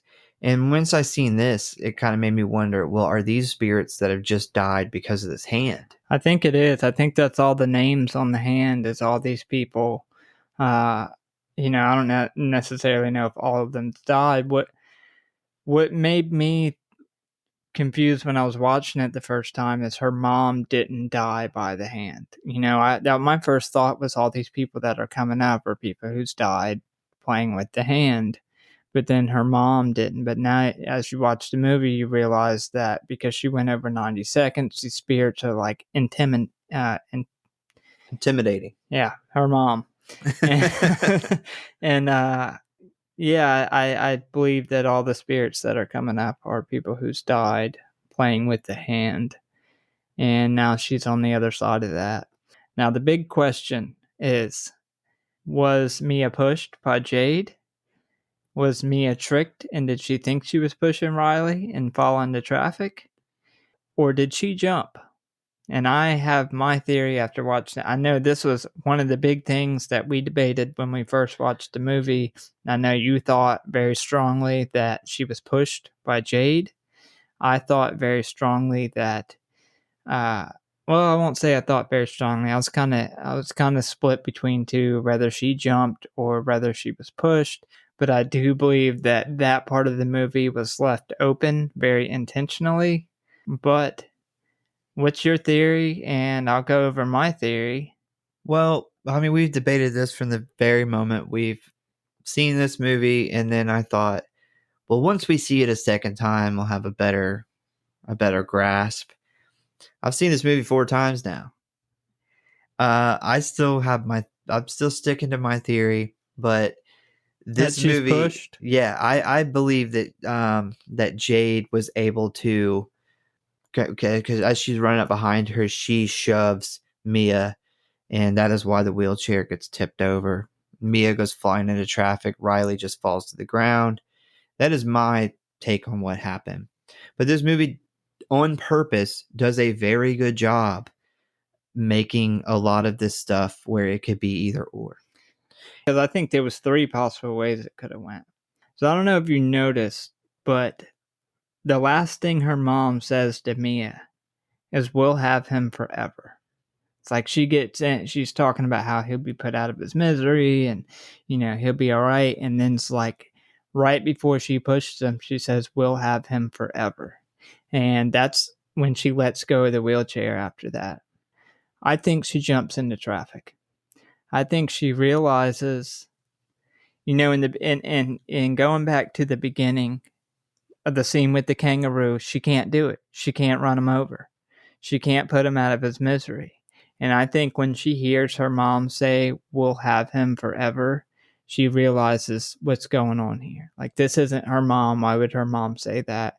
And that's why she lets go of the chair.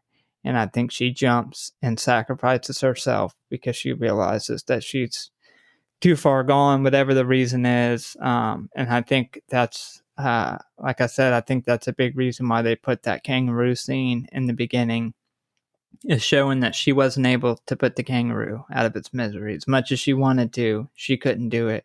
I think that combined with her mom being the last words her mom said to her is, "We'll have him forever," and then her letting go of the wheelchair, I think she fucking jumped.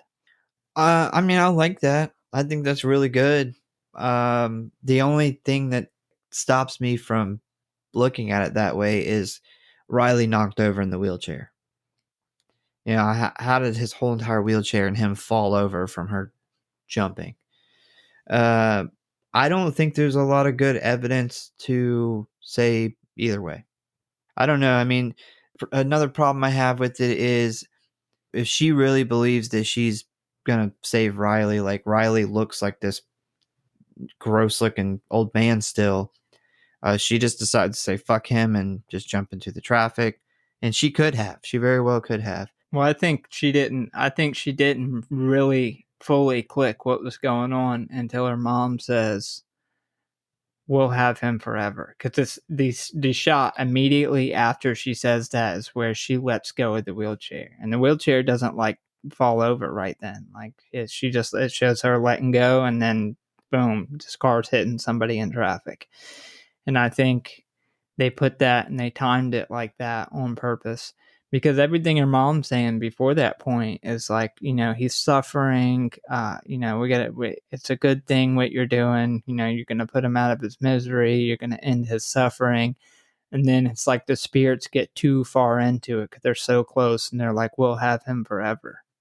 And then she lets go. I think that's when she realized that this wasn't really her mom talking to her, because why the fuck would her mom say that? Why would her mom be like, we'll have him forever? Yeah, I don't know. I know. Another part is like I like the ending of Jade pushing her more because it shows that Mia doesn't get a redemption. She was up to no good until the very end. Like she's spent this whole movie being very selfish and making these kind of selfish bad decisions. And I like the ending of, someone stops her as she gets worse and worse and she kind of pays the price for what she's done. She does make a lot of bad decisions, but when it comes to her mom and the whole Riley situation, she really does want what's best for Riley. Like she doesn't want, she made a mistake in letting him play with the hand. I don't think she's seen that going the way it went at all. You can tell she's very close to Riley and she doesn't want anything bad for him.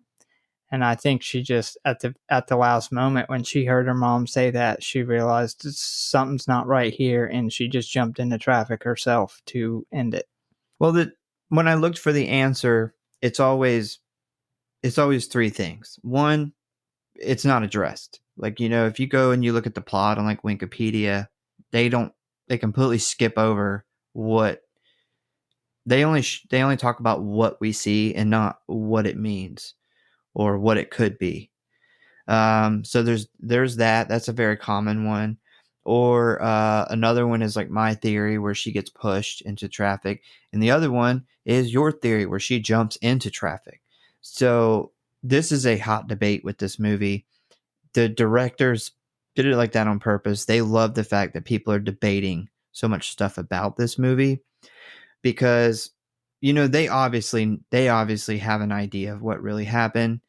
They even wrote a whole entire like backstory on the hand and everything. They mentioned in the making of that they would love to do a second one. Oh, they are. They are doing a second one. Okay, yeah. So but maybe we'll find out.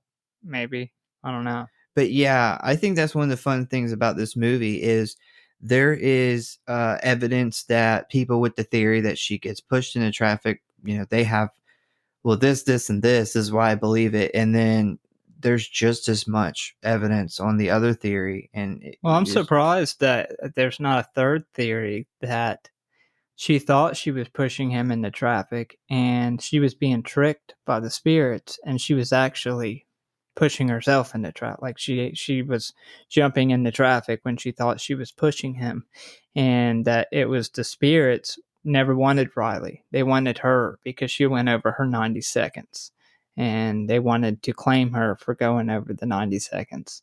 That was kind of when I first seen it. I was really pulled between the three theories a lot, but that was one of the theory I had, the theory you have, and then the fact that the spirits kind of pushed her into it. They kind of tricked her into thinking she was pushing him when she was really pushing herself, and that it was never about Riley, it was about her.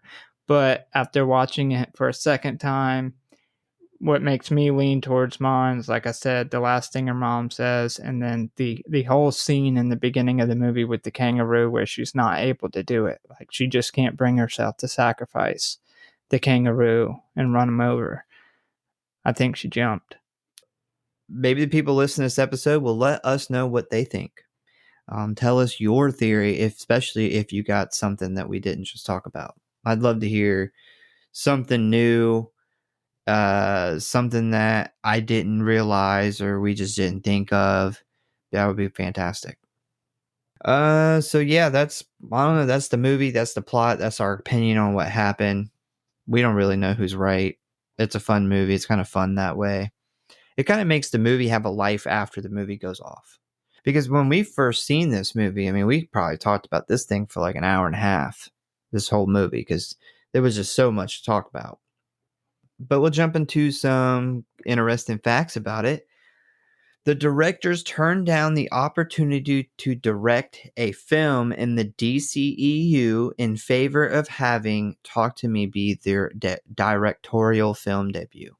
I didn't know what the DCEU was, and it's the DC version of, it's like Batman, Superman, like those superhero movies. So they turned It's down the a DC version of the superhero movies. yeah, because there's Marvel, which is like Okay, I got what you're saying. Iron Man When you said and EU, whoever. I thought like Europe had their own. No. Yes, I it's why I looked thought it up. I Europe was like, had their own DC yeah, movies. I was confused about that too. I had to look up, and it's like DC Extended Universe or something. Okay. Um, but yes, they turned that down, which those, I guess I don't know if they're still big time money making movies. I know they were, superhero movies wrecked in a ton of money. I don't know if they still do, because I think people are starting to get fatigued from all these superhero movies. Yeah, But I think that there was some creative decision making that Disney did that I've heard a lot of people complain about.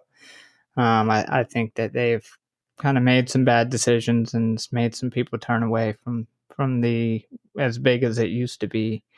I was really confused because I'm like, why would they offer Australian guys to do DC movie like European DC movies? Like that's a whole separate continent. But hey, you never know.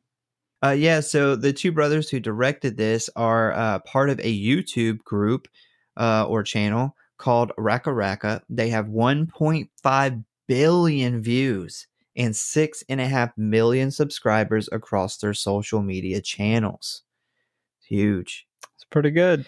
Yeah, I did see somebody like he kind of made a video about them, and he was basically like, why would you leave the YouTube world where you can direct and write anything that you want to go to more Hollywood where you don't have nowhere near as much say so over what you're creating? And I thought that was really interesting, but I think they did have that's a reason why they did it well, they independently. found a route where they could have a big movie but still have control over it. I mean, we talked about that when we did our The Visit, Yeah, where that's why, M. Night Shyamalan did what he did, because his previous three movies, he didn't. got destroyed by the studio. Yeah, Yeah. yeah, because he was like, I was tired of not having say so over the movie that my name's attached to. You know, with them being big and on YouTube too, they, making movies may have been their dream. You Well, can do yeah, YouTube all you want, but that's not like putting movies out that's going to be in the theater. They may make more money off YouTube, but making movies, it might not be about the money at this point. It might be about making films that they really like making. it was because there was like a little interview with them, and they were talking about how after the movie premiered at Sundance, that they all of a sudden started getting contacted by some of their favorite directors, like Jordan Peele contacted them, Steven Spielberg contacted them, and they were all contacting them to tell them like how much they love their movie. So these are guys who love movies and grew up wanting to do this. Why would you ever pass up on an opportunity to make a big movie and then have your people that inspired you be inspired by your movie? Yeah. I totally see why you would leave the YouTube world for that. But when they left YouTube, they didn't like leave, they still have the channel and everything. But they didn't post a video for a whole entire year. And their fans were like, well, what the fuck is going on? And then they finally posted, a year later, they posted a video of them basically explaining that their film that they have been trying to get made was finally getting made. Like they had just got word that it was funded, it was green lighted, and they were like, hey, sorry, we haven't put out any videos, but we've been working on this big project and this is our new big announcement. And don't expect to see any short videos from us on this channel because we're going to be working on this big thing. So, Yeah, good for them. yeah. Yeah, that's awesome. Sophie Wilde and Miranda Otto, who is Mia and Sue, which we didn't really talk about the mom Sue very much. She is one of my favorite additions to this movie. She's got that mom sense for sure. Did you ever see the Netflix Sabrina? No. Well, I watched like 2 seasons of it before I was like, I'm done with this. But anyway, I thought she looked familiar in this movie. She is a main character. She plays one of the aunts in Sabrina. I think she looks super familiar, and I didn't see that, so I feel like there's something else that I know her from.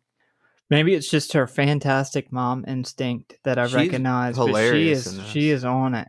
Like she knows all the tricks. When she starts questioning them about the party, and then she goes and asks the boyfriend, like, "Oh, she told me about the party. What time's everybody coming?" Yeah, she was one of the first. If I know, she was the first cast in this movie, and she had to wait 2 years to film this movie. So that's awesome that she stuck around for 2 years, waiting for this project to start, because you don't know, especially when you're an actress or something, like you don't know what your schedule is going to look like in 2 years a lot of times. And she was I think they had just finished Sabrina, or they were finishing Sabrina at the time. So she didn't necessarily know what's going to happen in the next 2 years, but she kept that door open for years in order to play this part. I'm glad she did. But anyway, so both of them appear in a movie called The Portable Door from 2022. So they went from filming Talk to Me to immediately filming another movie together. But what a coincidence that was. And also some of the, I believe, makeup and wardrobe team from Talk to Me also ended up working on The Portable Door. Do they not make very many movies in Australia? I don't know. I've never been. Quite a coincidence. So the ghost of Mia's mother is, in fact, the drowned ghost Mia is possessed by at the beginning of the film. Because they went over 90 seconds and the ghost stayed with her, and that is why in several appearances of Mia's mom's ghost, the sound of water can be heard. She gets wet too. And in her final scenes, Mia's mom begins to appear waterlogged and bloated like the drowned woman. I like that. I didn't realize there was one specific ghost that she was being. It was that gnarly first one. She should have fucking stayed with the old man. She stayed with the old guy. He looked like an old nice man who had just died yesterday. He probably didn't even know what he was doing. He would have talked her into playing a game of backgammon. He probably would have been like, "Can you explain to me what's going on here? I just died. Could you get me some lotto tickets and scratch them off for me, please?" I don't know what it is with old people in the lottery. Yeah. They just don't have nothing else to do. Maybe he was trying to get rich. Maybe it was that chat roulette shit, man. He was just getting warmed up, seeing what he'd get. So put his hand in his pants. It's like, hey, now you're not young enough. Hey, you're not gonna do the look what's going on in my pants. I didn't even think about it. I thought that's where you were going with that. No, I didn't. So in August of 2023, Danny and Michael revealed that they had completed principal photography on a prequel film. The story explains Duckett's backstory and leads into the introduction of the original film. It is done through the perspective of screen life storytelling, which is using mobile phones and social media. This was eventually released online for promotion for Talk to Me, but it ended up being removed due to complaints and concerns about their content. So there is a whole entire backstory for Duckett. Like what happens to Duckett right before this movie starts. It exists. And it was on the internet. And it had to be removed. There's no way to find it now. I'm sure you can find it. Oh, fuck it, Duckett got his shit taken down. They did say that they would eventually release it in the future. That's probably what they're laughing. That's probably one of those 17 discs that special edition comes with. One of them is a whole entire, because it's shot like social media, and like it's not shot like this movie. It's like all on a phone and stuff, and it's kind of like his what happened to him through like people's cell phones and social media and stuff. That was So on YouTube? I don't know if they put it on YouTube. They didn't say. It just says it was eventually released online for promotion, and then ended up being removed because people were. I don't know what they were complaining about, but I know one of them on their YouTube channel got in trouble because they stealed up a watertight car and drove it around full of water with a snorkel hanging out the roof. Apparently, that's like on their Wikipedia. That's the only controversy there was. They got in trouble and got like fined a bunch of money. Stupid. Yeah. Also, in August of 2023, A24 announced that a sequel titled "Talk to Me" was in development. I seen that actually in the IMDb, and I was like, I thought that they released it under a different name in Australia or something. Yeah. So these brothers, they're going to return to direct it, and it will be written by the same two people who wrote this one. So we're getting kind of the same core group of people that created this one are going to be creating the second one. Nice. That's awesome. Yeah. That's great news. Yeah, that is. And it's not some big studio that owns it that's going to have somebody completely different do it. Matter, I forgot to mention this to you earlier. Did you hear today that they announced a sequel to It Follows? No. Oh, it's called They Follow, and it's the original director and the main girl from the first one. And yeah, I was stoked. Nice. I'm really happy about that. They announced that today. Yeah, I meant to actually repost it on the show's page because I really like that movie. And then I forgot. That happened. Then like adult life happened, and I had to do adult things to make money. Like write this show. Like right. This show costs me money. It doesn't make me any money. Yeah. So kill count and rating. Kill count. Kill count's 2. Okay, that was quick. So since there isn't really a kill count, we're gonna talk about favorite looking creepy ghosts in the movie. I think that it's kind of a hands down winner though. I went with the water bloated woman ghost because she's like, and it sucked because we barely see her, but what we do see, I don't know. It's like her eyes like sticking out of her fucking head too. Yeah, they're like, because she's swollen from being in the water, and she looks good. And but the rest of the ghosts look really good too. Like Mia's mom in the end looks great in the very last scene she's in, because she looks very similar to this lady. I thought the lady in the dream, the foot sucking lady, that looks kind of like a man. Super that was creepy too. Yeah, like the whole crawling up she's thing just out of creepy. Like that shot of her standing in the dark corner, and you can't quite make out what you're looking at because it obviously looks like a shadow of like a ghost squatted down. And everybody at some point in your life has been in a dark room. Yeah. And looked and seen a shadow or something in the corner. What the fuck is that? Thought it kind of looked in the shape of a person. And then it just slowly starts crawling towards her. I will say that was probably the creepiest moment for a ghost. But the best looking ghost was Bloated Woman by far. Yeah, the ghost that's in the room being real creepy. She reminded me, it's like, man, she seems like she was ripped right out of The Shining. Like she does look like some she creepy. Totally could be in like Dr. Sleep or The Shining or something. She would have fit right in with a movie like that. But yeah, she is really creepy. Ratings. All right. Well, it is finally that time. Rating time. Yep. I gave this movie a 4.3. I don't know what you have so much stuff written on the screen. I don't know where I'm looking. The part where it says 4.3. rating 4.3. I gave this movie a 4.3. I really like this movie. I think it is I don't, I've mentioned this before. I'm not a big possession movie person. This was a unique way to kind of tackle a possession movie and a ghost movie.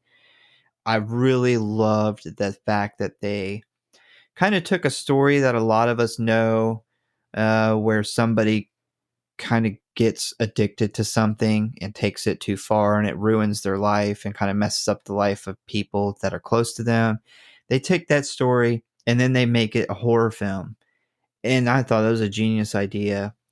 The hand thing was super unique. That's a unique idea. There's not any really bad things about it, I guess. If I had to complain about something, I wish we could have seen some of the ghosts more. But I also wonder that if we did see him more, would it just become another ghost movie? Like, like That's almost true. showing them just a glimpse of them almost makes it scarier. I do know that they did film longer versions with the ghosts, but they cut them down at the last minute. And I would love to see a version with the longer scenes and decide whether or not I think it's better for it to be shorter or longer. But I think it's probably a good idea for them to come out with this version first, at least, because it is scary. We talked about the bloated lady, but neither one of us has seen the bloated lady longer than maybe, all together if you added like 4 seconds. Yeah, I'm like, yeah. Yeah, I mean, It's like a second shot. and I've seen Yeah. it 4 times. I've probably seen it a total of 4 seconds.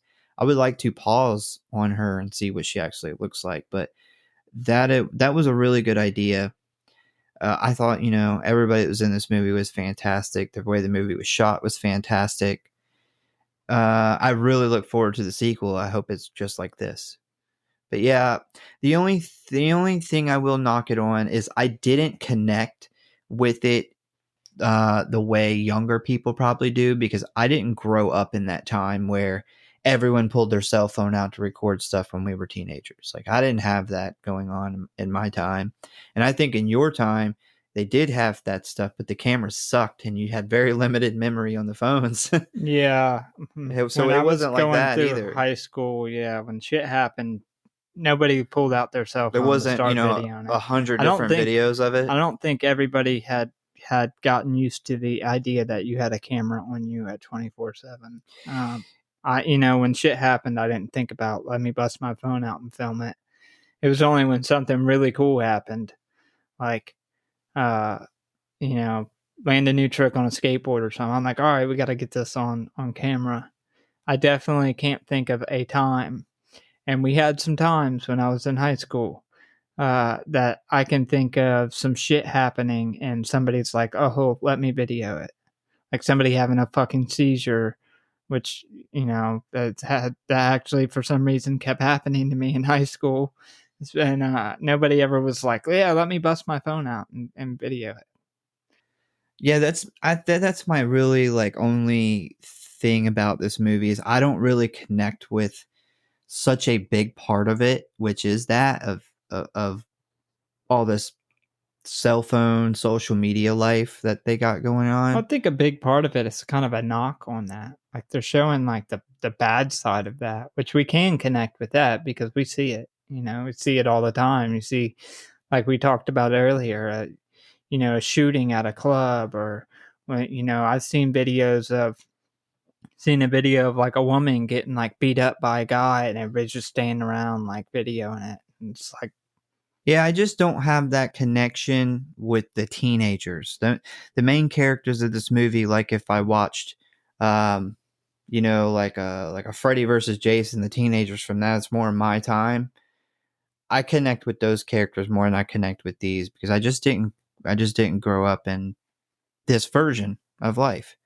And that's my only negative, and I'm that's not a negative thing, it's just a thing that exists with me in this movie. And that's the only thing that I just don't 100% go along with. yeah, I didn't have any knocks on it. I thought it was a really good movie. I wrote 4.5. I said, no, it looks a little high. And then I wrote 4.4. And then I got to 4.3. And I'm like, that feels just right for this movie. It just did. It's like sometimes I have to really put a lot of thought into ratings. This one was easy. I landed at 4.3 pretty quickly. It feels for A24 doing the distribution on all the movies that they had done up until this point. It just feels so A24 the way it was shot. I will say the story was original. That's one thing I love about it. It's a super original story. The characters all feel authentic. That's one thing I I'll love agree about with this that. movie is they all feel very authentic, whereas you don't get that, from your whole cast very often. Like they all feel like actual people. The actors did an amazing job, especially Mia. I thought the girl who played Mia was amazing. She conveys so many different emotions in this movie. And what I found out watching the making of is that she wasn't a big actress. Like she wasn't. I don't think she had really been in much at all up until this point. I thought she absolutely killed it. Cinematography was great. One thing that stuck out to me that's really goes underappreciated for me in a lot of movies that I don't really catch is the score, the music, the sound behind it, and the suspense sounds, and that actually, for some reason, I don't know why, but in this movie, it stuck out to me. Thought it was really good. And then just as far as it being a scary movie, it has some really scary, uncomfortable scenes in it. I think it's one of the better movies that have come out this year. Oh yeah, I put it in the episode description that this was one of our favorite movies of this year. Of course, eventually we'll kind of put together a list for the end of the year and we'll kind of see where it lands on each one of our picks. But I can confidently say that it is definitely on both of our lists. Without even having to make the list, I know this is a movie that's going to be up there. It's going to be pretty high. We were really excited when we left the movie theater. And I remember we seen the preview for this in theaters. I don't remember what we went to see. I don't either. But we've seen the preview, and I immediately went to turn to you to be like, oh, that looks fucking awesome. And I remember you saying, I don't know about that. It shook the wind right out of my sails. It was just watching the preview for the first time, I was like, what, a hand? Like you shake this hand and it possesses you. Like, I don't know, man. It was a good movie. I said I didn't know. It could have been either really good or it could have been really fucking dumb. Yeah, I And was like, it was good. I had this big smile on my face because I was like, oh, this looks cool. And then I was like, oh man, I went to go tell you, I don't know about that. And I remember just taking a second and being like, well, I think it's going to be good. Well, anything with A24 on it, I'll give it the benefit of the doubt and watch it. I will say, I still got beef with A24 for not doing The Lodge. Like, what a mistake. Yeah. That's an A24 movie. That is an A24 movie. That movie's so fucking good, man. That was another, like, I don't even remember that shit coming out. It was a random Walmart so it just came out. And, I bought 2 movies that day, and one of them really fucking sucked. And one of them was so good it made up for the other one. That episode that we did on The Lodge has done really well on Apple. That's good. So thank you, people that use Apple, for really liking The Lodge, because that is a movie that we covered because we wanted people to go out and watch that shit. Yeah. And apparently people who use, iTunes or Apple Music, whatever it is, really have accepted that episode, and I'm very happy. Yeah, that's Spotify people, I don't know what the fuck you guys are doing. Listen to The Lodge though, because or even if you don't listen to it, just go watch The Lodge. Yeah, that was the biggest thing. That's why it came to my head initially. Was I was trying to think of a underappreciated movie that I wanted people to go see, and I think we both agreed that was a really underappreciated movie that's really just, even on the horror movie pages and stuff, you just never see people really talk about it, and it's a fucking really good movie. Oh, and people that have listened to all the episodes, you'll understand why I bring this up, but look behind you. Look behind you. Oh, you found it. I found the 3 from Hell poster that has been missing since this podcast started. So before that. Well, yeah, but I mean, like, I didn't even realize that it was missing. And I was just like, organizing some stuff, putting some stuff up for like the podcast for the show, and I'm like, where the fuck is that 3 from Hell poster? I knew I gave that shit to you. I told you, I remember you giving it to me, but I'm like, I don't know where it could have been. I literally had it like folded in between two. I don't remember what I had, but I had it sitting in between so it didn't get bent up at all. And I'd kept it there the whole time you were deployed until you got home. And then I remember giving it to you when I gave you like some shit I gotten you for Christmas that year. And that's why I was like, you had to have lost it somewhere. Kept that thing in pristine condition. Well, now it's hanging up. And I thought you noticed it when you first came in, and I was like, well, I'll just save it for the end of the show. But yeah, that's pretty much all we got to really say about Talk to Me. Great movie. I assume if you listen to this episode, you've seen it, but if you haven't seen it, go see it. It's wonderful. You got any last words? What's going on in your eyes? That's not a knife. This is a knife.